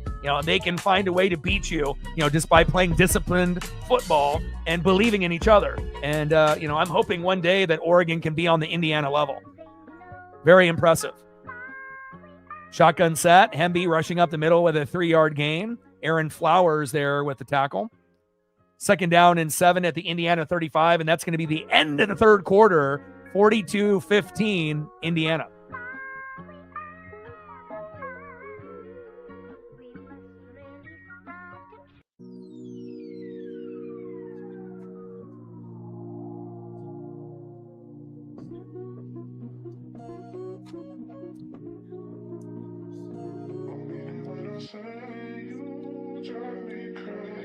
I think the Pacific Northwest, I mean, the only things that we can really, rely on now is the Seahawks, potentially, going to the Super Bowl and winning, and then the Kraken, making the playoffs this year and going on a deep run. But other than that, that's all you have faith in at this point. I was really, really hoping that Washington would be able to win the Natty over Michigan, a few years ago, and they just weren't able to do it. And was really hoping Oregon was going to get past Indiana and beat Miami and win the Natty. But, we're just, we're good, but just not good enough. But hopefully one day, our teams in Oregon and Washington will be. End of the third quarter, 42-15, Indiana.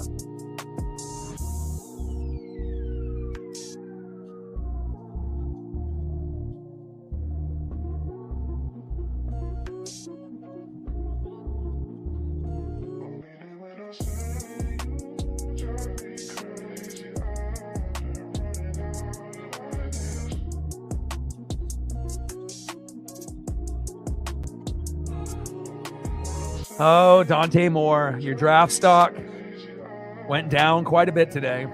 But again, like I mentioned, even, a few days back, I didn't think he was good enough, to be the number 2 pick in the draft. And, even if we would have won this game, I don't think he's good enough to be an NFL starter. Again, to me, he's kind of like a poor man's Bryce Young. And again, look how long it took, for Bryce Young to kind of show that, he can play in this league, as an undersized quarterback and whatnot. So, again, if you end up having a quarterback that's got a bigger body size, like a Justin Herbert, that's what you kind of look for, like a Fernando Mendoza. And if you're going to be a shorter quarterback, then you got to have the experience like Bo Nix. And, that's the difference, and I don't see Dante Moore ever being as good as Bo Nix. And again, he's been able to have a great coach, and obviously Sean Payton and a great defense behind him. But just imagine when Bo actually gets, good running backs, wide receivers, and tight ends, that might be the time where they end up winning it all. But, again, if you're going to be a shorter quarterback, 6'2" and under, you better have the experience and better be battle tested. And, again, I love my team and I love my players, but sometimes you have to, look at, the players that you've had in the past and compare to what you have now. And, again, I do like Dante Moore more than Dylan Gabriel last season. But again, Dylan Gabriel's not good enough to be a starter in the NFL. He's a backup quarterback all the way for his whole career, in my opinion. And then again, I think Dante Moore could be a starter one day, but he's not ready yet. He still needs a few more years, whether it's with Oregon or with another college. He still needs a few more years under the belt. And then even then, he still might not be able to be a consistent starter in the league, in my opinion. So, I hope he ends up being a starter and he ends up being good, but I just don't see it, at least not right now. So.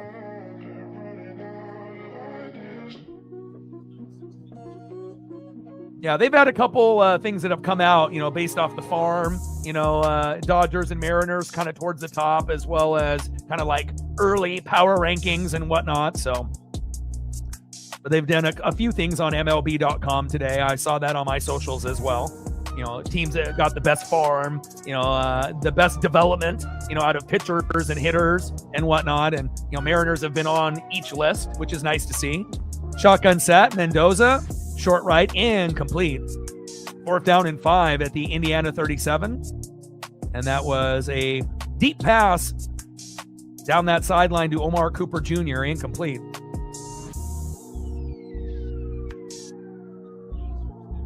And again, you just have to be able to realize, what you have and whatnot. And,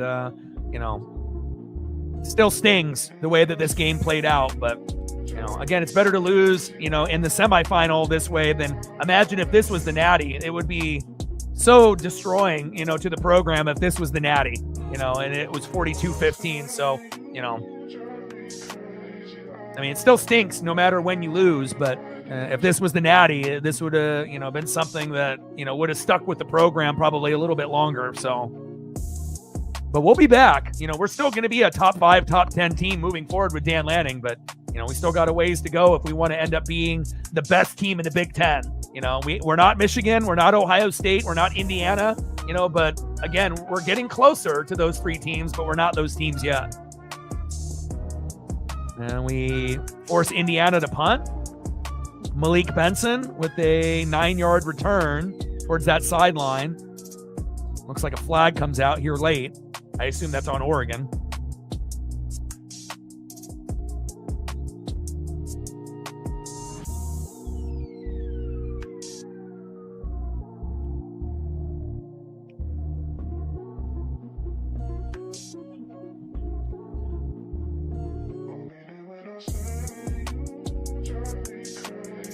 Holding on Oregon. Or is that on Indiana there? Got to be on Oregon. Yeah, it's on Oregon.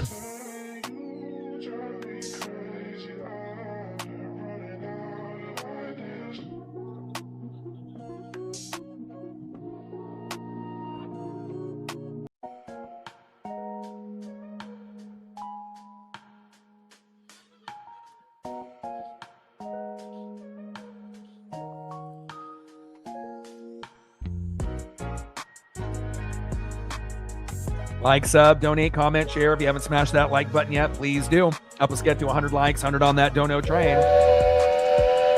And 5 to 15 subs. Let's get it, baby. Shout out to Captain DX, Sarah, and Reflect. Appreciate the 4 of you. Shout out to my boy Brooks Beats with the best beats on YouTube. Gained a few more subs, and we're getting closer to that number. Now we only need 15 subs to get to 23,400. But again, we'll end up doing the Natty between the Miami Hurricanes and the Indiana Hoosiers. Obviously, next week, we'll be doing all the NFL playoffs. Obviously, this weekend, Saturday, Sunday, and Monday. And obviously the rest of the way. And then once the NFL ends, then we'll be getting closer and closer to the MLB season. And I can't wait to be able to call the Mariner games in 2026. 14 likes to get there. Hopefully we can get to that number.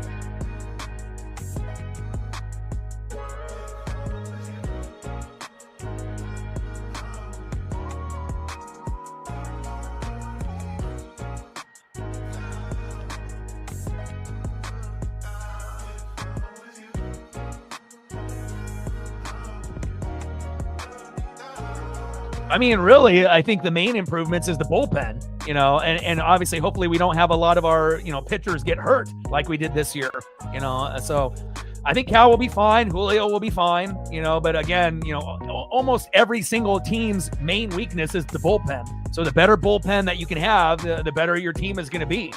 We already know our pitching will be good. The hitting, hopefully, we'll be there again this upcoming season. Obviously, we have a few big losses, with no Polanco and no Gino. Realistically, I don't see Gino coming back. And, we have some young guys that can fill in some of the spots, but they're not going to be probably good enough, to play the whole season with those guys. At some point, we're going to have to upgrade either at the deadline and whatnot. But, trading away Harry Ford and getting Ferrer, getting Jose there from the Nats, that should help, giving us another lefty. Hopefully, Cade Anderson will end up finding his way, into the rotation at some point, either this upcoming season or the following season. And, we'll see where it goes. But I do like our chances on making another deep run. And the Blue Jays, are going to do the same thing. And, again, the Dodgers are the king of baseball, and they're going to be for quite some time. And, if you're going to be a champion, realistically, you're going to probably have to go through them more times than not. So, shotgun set, Dante Moore, short right to Kenyon Sadiq. And again, when you have the best tight end in the country and you can't get him the ball in both matchups against Indiana, it definitely is makes you kind of scratch your head a little bit, right? What is Will Stein doing? No huddle, shotgun set, Dante Moore, short right to Jamari Johnson, the other tight end.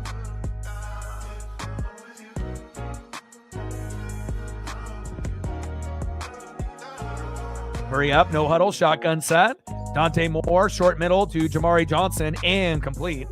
And now that's 4th down and 6 at the Oregon 19.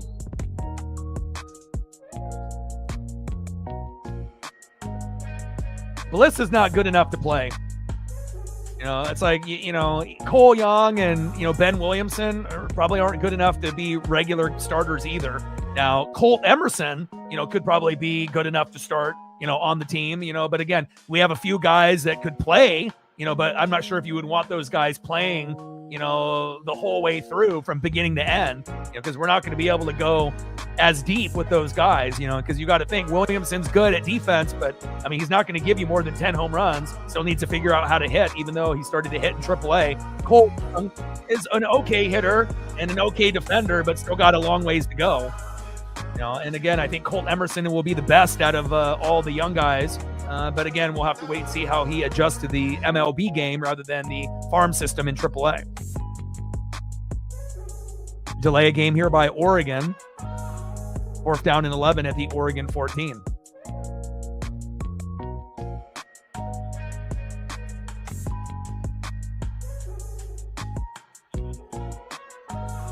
Oh, man. Brutal, in the same type of way, except, instead of the game being over in the first quarter, the game was over in the second quarter. So I guess we got, 1 quarter further than we did the previous year, and we went further. Instead of just losing in the first game against the Buckeyes, we were able to win a couple games against JMU and Texas Tech. So we're going further, than we did last year, but still, we're not there yet. Uh-oh.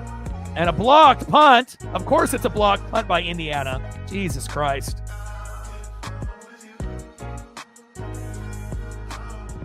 Ferguson Reynolds with the blocked punt. And Indiana's going to score again. Oh, my. Yeah. I can't wait for, Mariner baseball to get going again. And then we just got to be able to figure out how much it's going to cost. And again, if you have T-Mobile, you might be able to get the Mariners for free, if it comes underneath that package and whatnot. So otherwise there might be a $10 or $20 a month cost to watch the Mariners unless you end up streaming it, on one of those streaming sites. So, but again, if you do that, then you're going to be behind, 15 to 30 seconds and, no one wants that. So.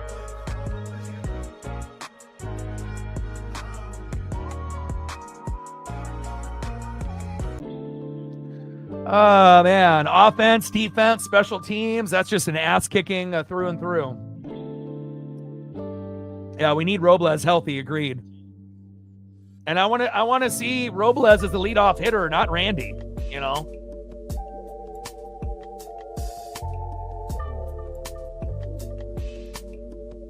Shotgun set. Mendoza rushing to that left side for a 2-yard gain. 3rd and goal at the Oregon 3.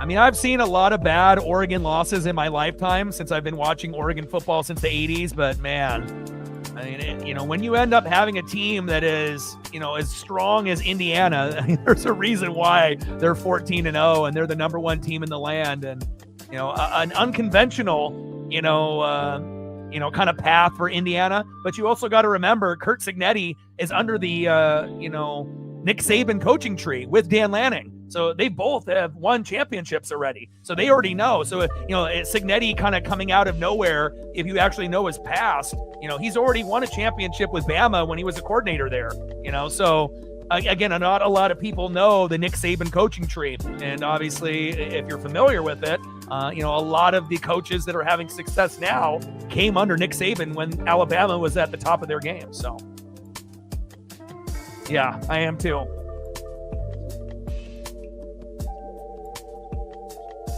Timeout, Indiana. I mean, that was, the biggest thing of them all, keeping Naylor, over Polo or Gino. If we had to keep one guy, that's the guy that we need to keep. If we really legitimately want a chance to be able to get, to the ALCS and the World Series, Naylor not only is great, offensively, stealing bags, but the thing that impressed me the most is his defense at first. And to be able to have a guy that will be able to scoop up a lot of those wild baseballs, either from, JP, the third baseman, or the pitcher. It's very important to have a strong first and third baseman, but specifically first base. And again, I'm very, very happy that Josh Naylor will be with the team. And, we'll see on how, the team will be able to grow moving forward. But it feels like we're going to be buyers at the deadline moving forward. we're going to keep improving our team, every single year at the deadline. It's not like they're going to be satisfied based on how good we've done the last couple of years and say, nah, we're just going to be sellers and we're just going to give up. They're going to continue to keep, adding, onto the team. And we were super close, this year, ALCS Game 7. But it's not like the Blue Jays won it all. They took the Dodgers to Game 7, but again, they didn't end up winning it all. But, who knows how many games the Mariners would have been able to take the Dodgers. I don't think we would have been able to take them to 7, maybe 5 or 6, realistically. I guess it is possible that maybe if we got hot, we could have got it to 7 games. But, I think we would have probably only made it 5 or 6 personally. But, we're going in the right direction with that squad as well. And, we know that we're very desperate for a championship, if you live in Oregon and Washington in any sport. And hopefully the Mariners will be that first team, to be able to, be a champion other than maybe the Seahawks this year. Obviously, having the great success as the 1 seed. Chief in the building. What's good?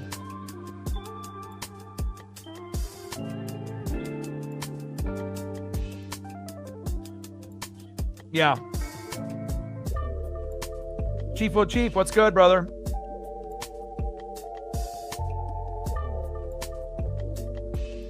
Yeah, Riz is amazing. Absolutely.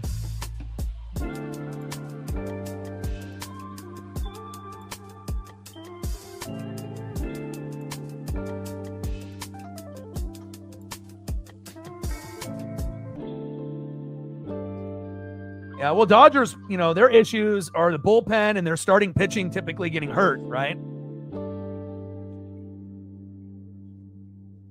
But then they just ended up getting Edwin Diaz in the offseason, so they got another guy, so they don't need Roki Sasaki to be the closer anymore or even be in that role. Mendoza, short middle to Elijah Surratt, and there's another touchdown by the Hoosiers, and that is 48. Extra point is up and good. 49-15, Indiana.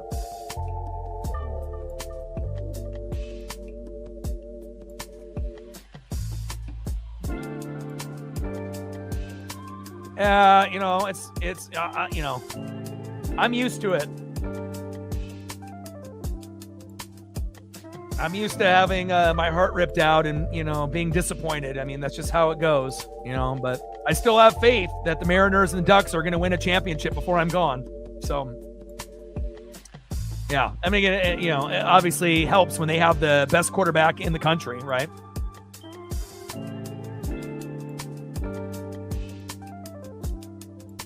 And again, I would have rather taken a 30-20 loss rather than a beatdown like this. But, Dante Moore really, fucked this whole game up for us right from the very start. Throwing that pick 6, that was kind of foreshadowing on how the game was going to go. So, yeah, Indiana is crazy good. Agreed.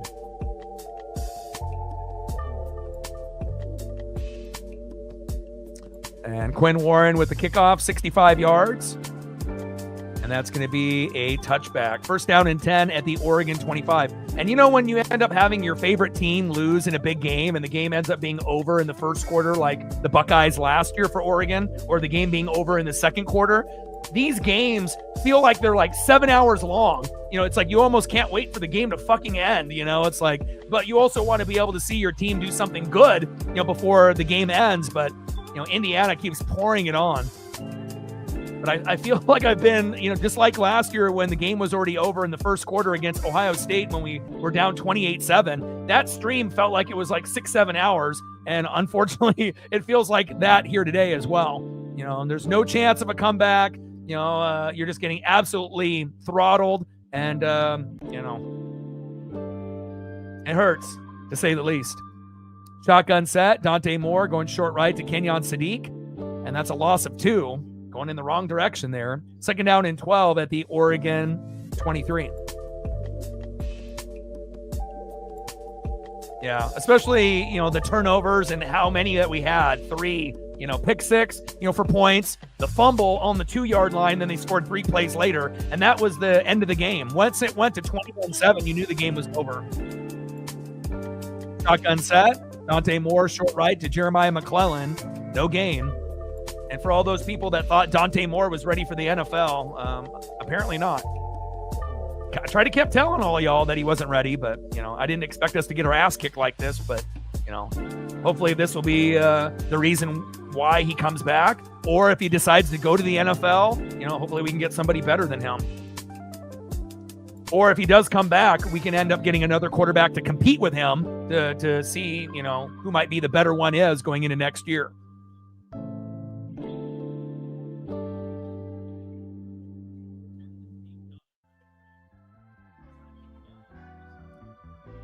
But even though this is going to be the last game that I end up calling for Oregon, we'll still do the Natty between Indiana and Miami, and I'll have pure joy in that, because I am a fan of, football in general. And then we got, some amazing games here on Saturday, Sunday, and Monday for the NFL. So, I'm not going to be, depressed. I'm not going to, carry on negative energy, the rest of the way. Again, I understand what happened, here today. We'll move on after the game ends, and I'll sleep fine. And then we'll get into more games going into tomorrow. And hopefully Oregon will be better next year.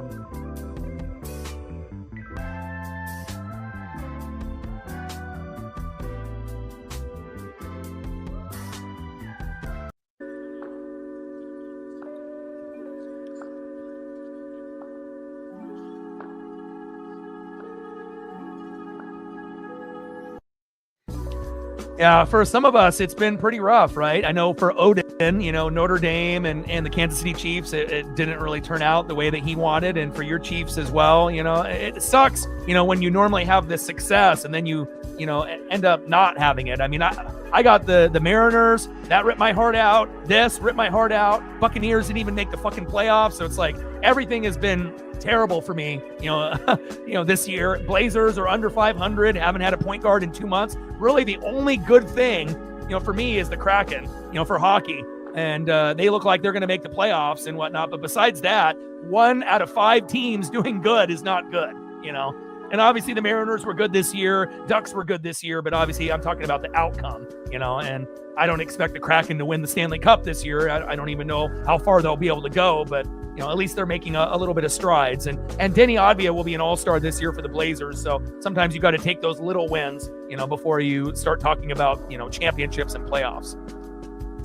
Dante Moore, short left, and incomplete.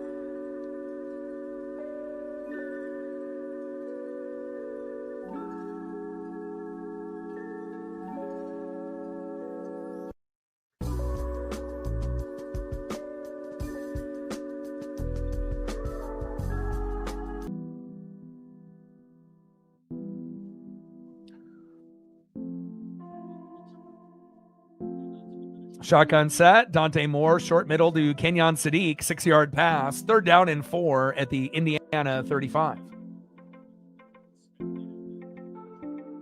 Yeah, but there's no way in hell Dante Moore is going pick number 2 in the draft. There's, you get judged on what you do in the regular season, and you get judged on what you do in the playoffs. And, he ain't ready. He may need a few years in college before he's ready for the NFL. And then even if that happens, he still may not be good enough to be a starter in the NFL. I think he's better than Dylan Gabriel, but, he kind of looks like a poor man's Bryce Young. He's still got a ways to go. Yeah, it definitely can be rough, right? But that's why, it's better to be a real fan rather than being a bandwagon fan, so that way when you go through all the pain and then you finally win a championship, how good that really does feel, rather than just being a bandwagon fan and you don't feel anything.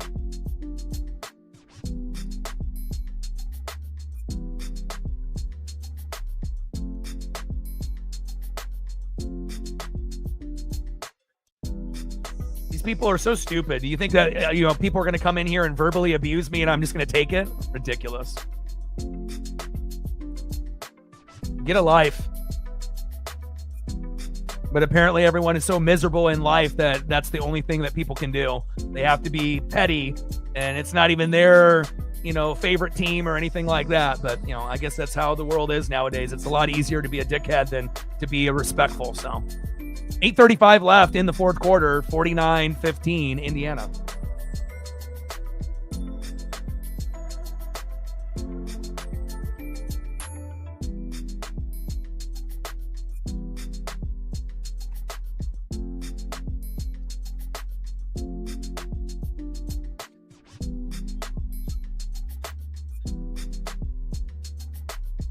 Well, at least we only got 8:35 left of this massacre. Congratulations to the Hoosiers. They've earned it.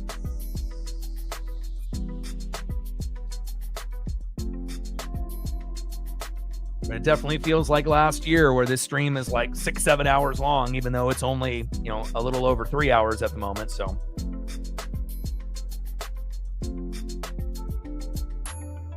things haven't gone my way, but that's how it goes. Didn't work out with the Mariners, didn't work out with the Buccaneers, didn't work out with the Ducks.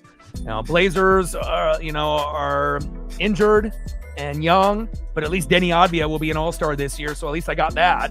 And then the Kraken is probably the biggest bright spot. They're playing very well in this particular season, but we'll see how far that'll go. And again, that's just how it goes. It's not going to be all peaches and cream. So, but again, I'm kind of happy the Bucks didn't make the playoffs, honestly, because again, the NFC South is the worst division in football. You got 3 teams around 8 and 9. We'll see how the Panthers do against the Rams, obviously tomorrow. But we didn't play good football for 2 months after playing great football in the first 2 months. So, we didn't deserve to get in, even though we ended up beating the Panthers in the last regular season game. I love Baker Mayfield and, I love the squad, but they didn't deserve to make it this year. Shotgun set, Dante Moore, deep left to DeCorian Moore, and complete. 4th down and 4 at the Indiana 35. But I'm happy that we have some NFL to be able to fall back on in the next 3 days, and I'm going to be very excited for all those games that we get to watch. 2 on Saturday, 3 on Sunday, and 1 on Monday. And I'm really happy that they stretched it out, because they used to only do them on Saturday and Sunday, where it was 3 and 3. So I'm happy that they got smart and decided to make a Monday night football game. So they're spreading out the schedule a little bit, which is going to be better for all of us fans. And shotgun set, Dante Moore, short right to DeCorian Moore. And that's a turnover on downs. What's new? 17 for 20, 177 yards, 5 touchdowns, and no picks. That's ridiculous for the Heisman winner. But it shows you, Oregon couldn't get any pressure on Mendoza. And again, he hasn't really had any problems against any opponent all year. And he only has one more opponent to go in the Hurricanes. And we do know that they do have Bain and a few others on the D-line that could potentially get some sacks, But again, one of the, big dogs ended up getting hurt in that Ole Miss game, so I don't know if he'll be available for the Natty, but we'll wait and see. Hopefully the Natty will be better than this.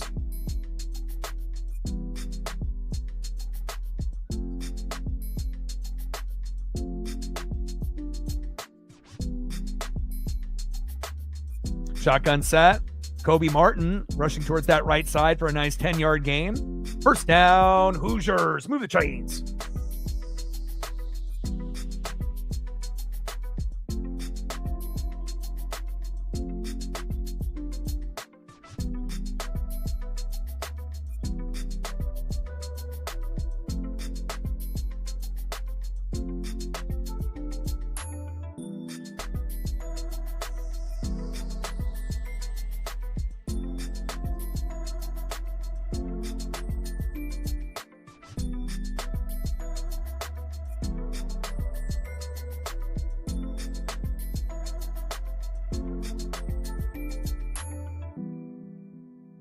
Got about 7 minutes left of this blowout.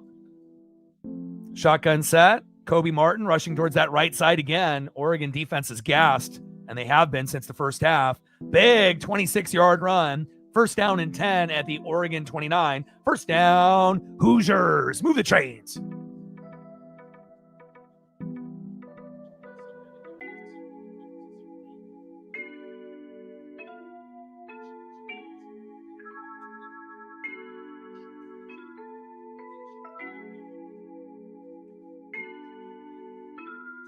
Yeah, Kraken have been great lately. They started off strong, then they kind of hit a wall, and then they've gotten hot as of late. So it definitely feels like they're going to make the playoffs this year. So, but again, when you got football going on and everything else, there's not a lot of people that are going to be paying attention to the NBA or the NHL unless you're really into those sports. So.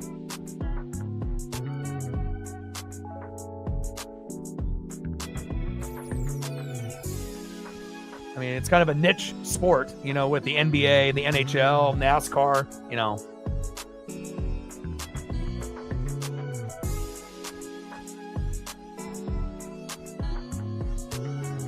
Yeah, but we'll end up doing the Packers and Bears tomorrow, and hopefully that'll be a snow game. And then on Sunday, we'll do Chargers and Patriots because it'll be the late game. And then on Monday, we'll do the Texans and the Steelers. So, I mean, I prefer to do NFC games because that's the type of style of football I like more. But, you know, it's based on the time slot. So, you know, and if I have time, I'll try to do the Niners-Eagles game on Sunday. But I don't know if I'll have the time.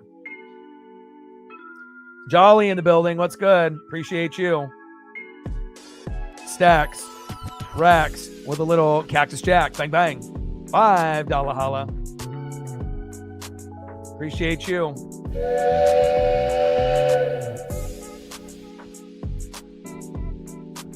Hey, Carson Beck, he might have a porn star girlfriend, but that's not going to be good enough for them to beat Indiana in the Natty, my guy. Shotgun set. Kalen Black. Up the middle, touchdown, Hoosiers. Make it stop. 55-15, unbelievable. I haven't seen Oregon get spanked like this in years. I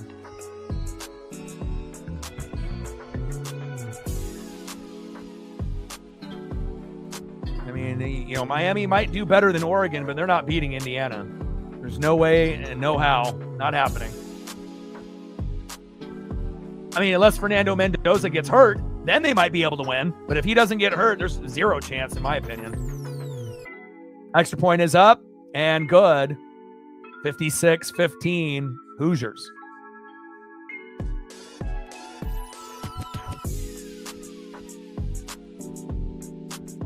Shout out to Indiana. Shout out to Signetti. Shout out to Fernando Mendoza.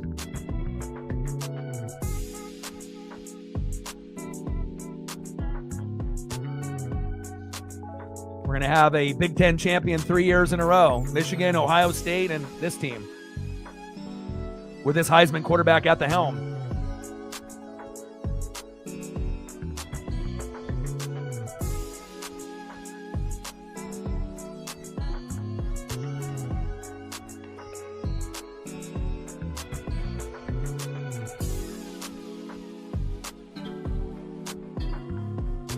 How you feeling about tomorrow's game, Jolly, against the Rams? You feel like you guys have any shot to compete, or is it going to end up being a blowout?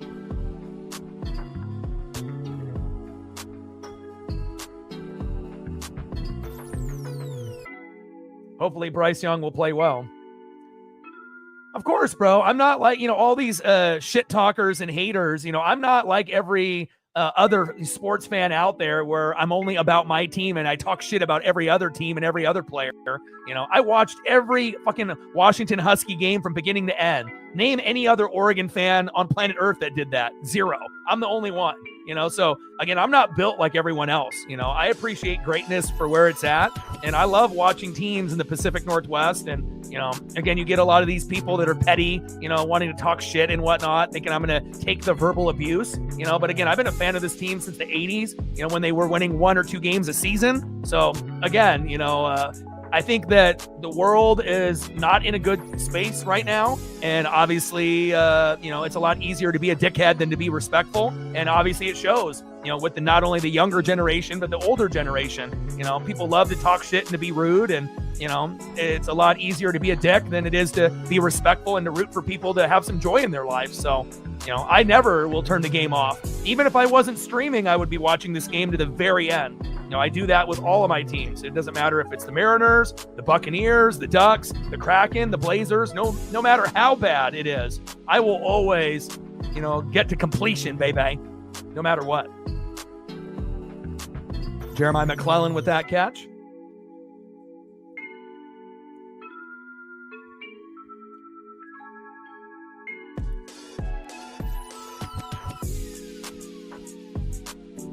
And at least you have a home game, not on the road, because you know if it was in Los Angeles, you're fucked, right? So obviously being at home, you got that going for you.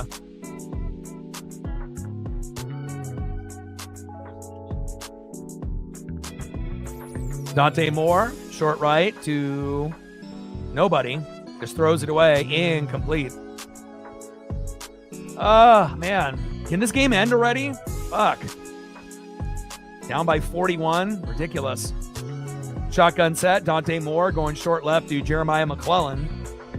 9-yard pass. 3rd down and 1 at the Oregon 48. But I'll be watching your game tomorrow, and I'll be rooting for you guys to play well.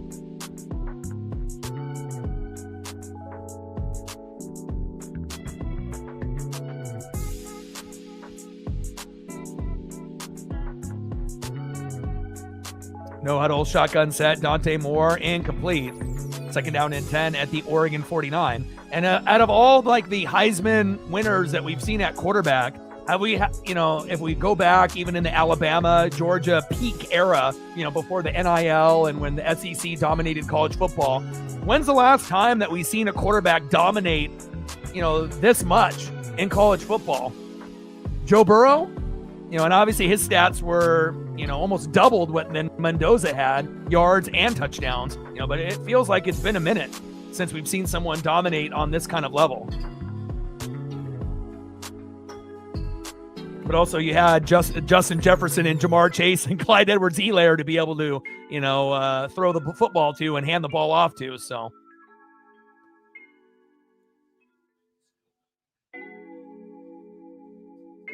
I mean, Johnny Football was exciting when he was obviously at A&M with Mike Evans, but maybe Joe Burrow is the last guy that we've seen that was this dominant. Shotgun set, Dante Moore, short right to De'Aaron Hill Jr., 12-yard pass, 1st down, Oregon. Oh, Cam will be in the building? Hell yeah. I can't wait to watch tomorrow, man. I'm not going to be streaming the game. I'm going to be doing the late game all 3 days. But I will be watching, and hopefully you guys will be able to play well. No huddle, shotgun set. Dante Moore, short left to Decorian Moore, incomplete. 2nd down and 10 at the Indiana 39. Less than 3 minutes to go before this blowout is over.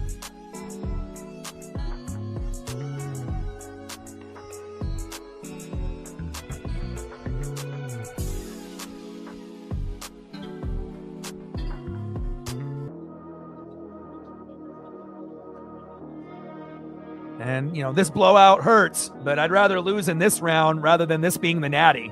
If this is the natty, that wouldn't be good for recruiting moving forward. And we already have to find a new offensive coordinator and new defensive coordinator going into next year, so.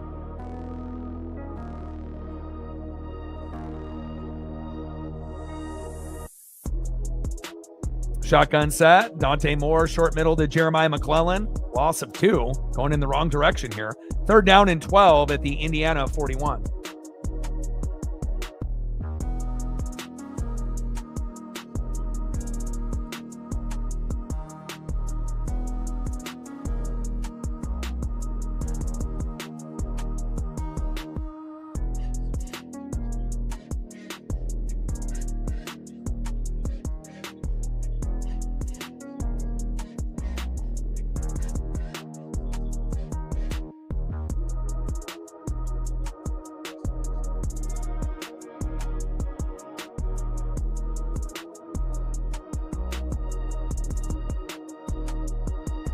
Timeout, Oregon. 2-minute warning. 26-2. Is that good for Cignetti? I mean, we're definitely happy with Dan Lanning. We love him. But, man, that's ridiculous. All right, we're 2 minutes away from this blowout ending. 56-15, Indiana.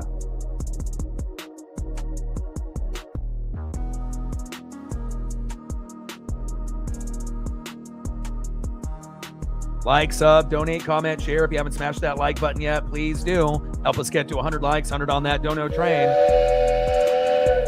And 5 to 15 subs. Let's get it, baby.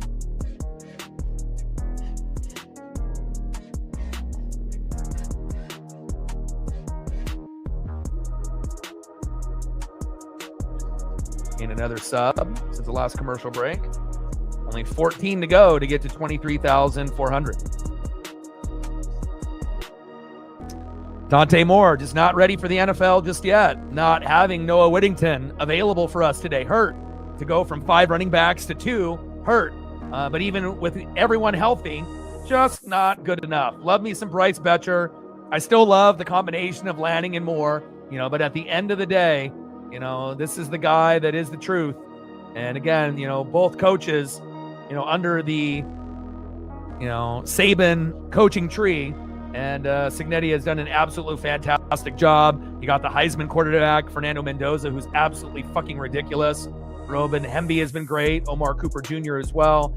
And it's just been a rout, from the very first play of the game when Dante Moore threw the pick 6. You kind of knew what was coming. And, we ended up responding with a touchdown, which made me feel good, at least early in the game. But, when you end up having that many turnovers, and you end up getting dominated, that way, there's no coming back from it.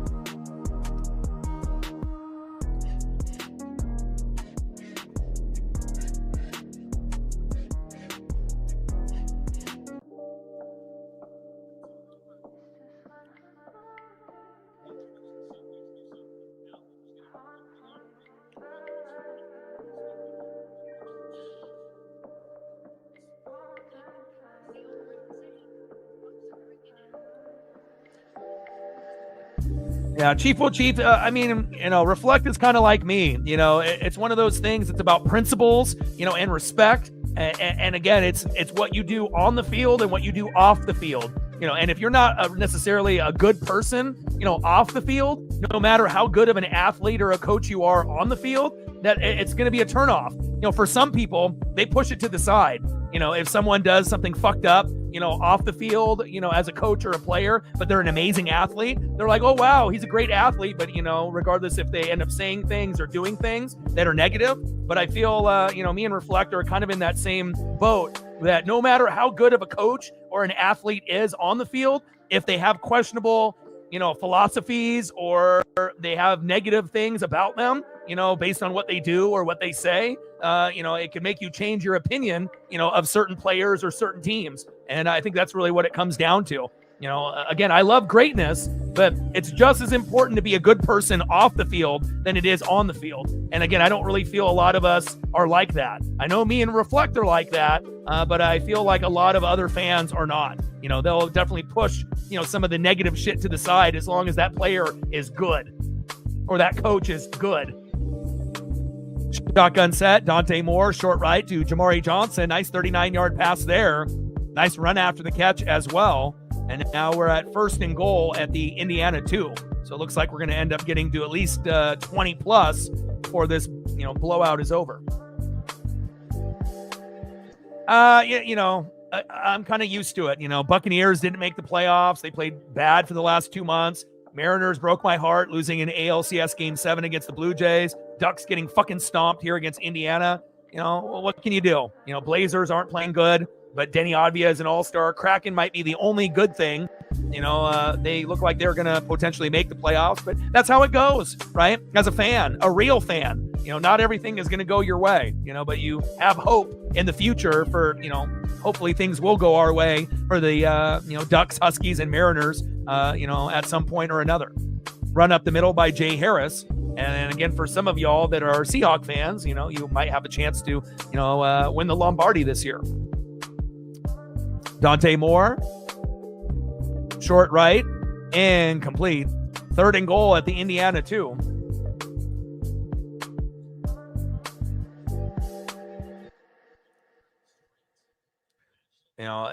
For what people say and what people do is very important to me for values and whatnot, and again, if someone, cheats and does steroids or, they say fucked up things, or racist things, or if they end up, committing crimes off the field and whatnot, I don't let that shit go. I don't support people like that, coaches or players, so again, just because they're a great athlete or a great coach, if you're a piece of shit off the field, I will not root for you. And I know Reflect is the same way. So I think that kind of answers some of that question, Chief. PI on the defense there. No matter how good of a coach or player is, if you're not a good person, I can't root for you, off the field. And again, I think a lot of fans, they just want to see what they do on the field, and that's all that matters to them. But for some of us, we do have some morals, and we have beliefs that, it is important to be a good person in this world, because think about how many shitty people that are out there. There's a lot of them. And a fumbled snap there for Dante Moore, and he just throws it in the back of the end zone, incomplete. 2nd and goal at the Indiana 1. I mean, nothing can go right here for Oregon, but hopefully we can get a cheap garbage touchdown here. Why not just QB sneak it with Dante Moore? But again, if we can't even get the snap completed from the center to Dante Moore, what can you do?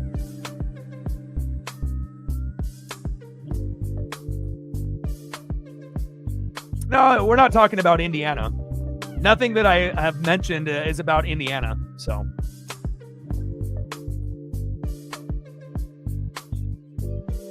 I mean, Indiana's great. There's nothing bad to speak about that whole organization. They've done everything the right way. And there we go. Touchdown, Oregon.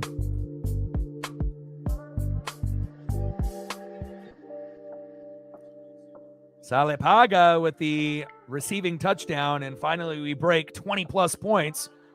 56-21, it looks a little bit better on the scoreboard, better than being in single digits or better being in the teens, but Oregon definitely got the beat down here today, but I'm happy to see them at least get over that 20-plus threshold here tonight.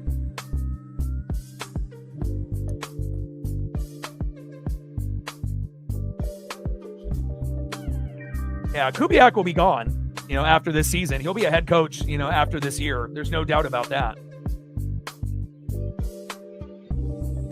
And even though that Kubiak has been a big part of the success of the Seahawks, if you actually go in and read about kind of his personal life and his beliefs, I think that kind of speaks for itself.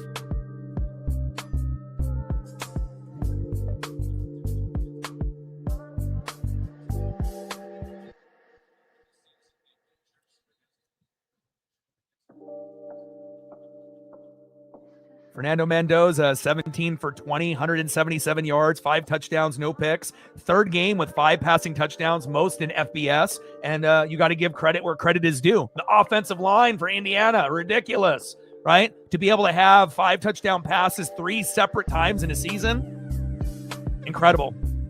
Incredible job by Mendoza, incredible job by the O-line, incredible job by Signetti, incredible job by the running backs, wide receivers, and tight ends, an incredible job by the defense. I mean, really, there's nothing negative you can say about Indiana. Class act organization.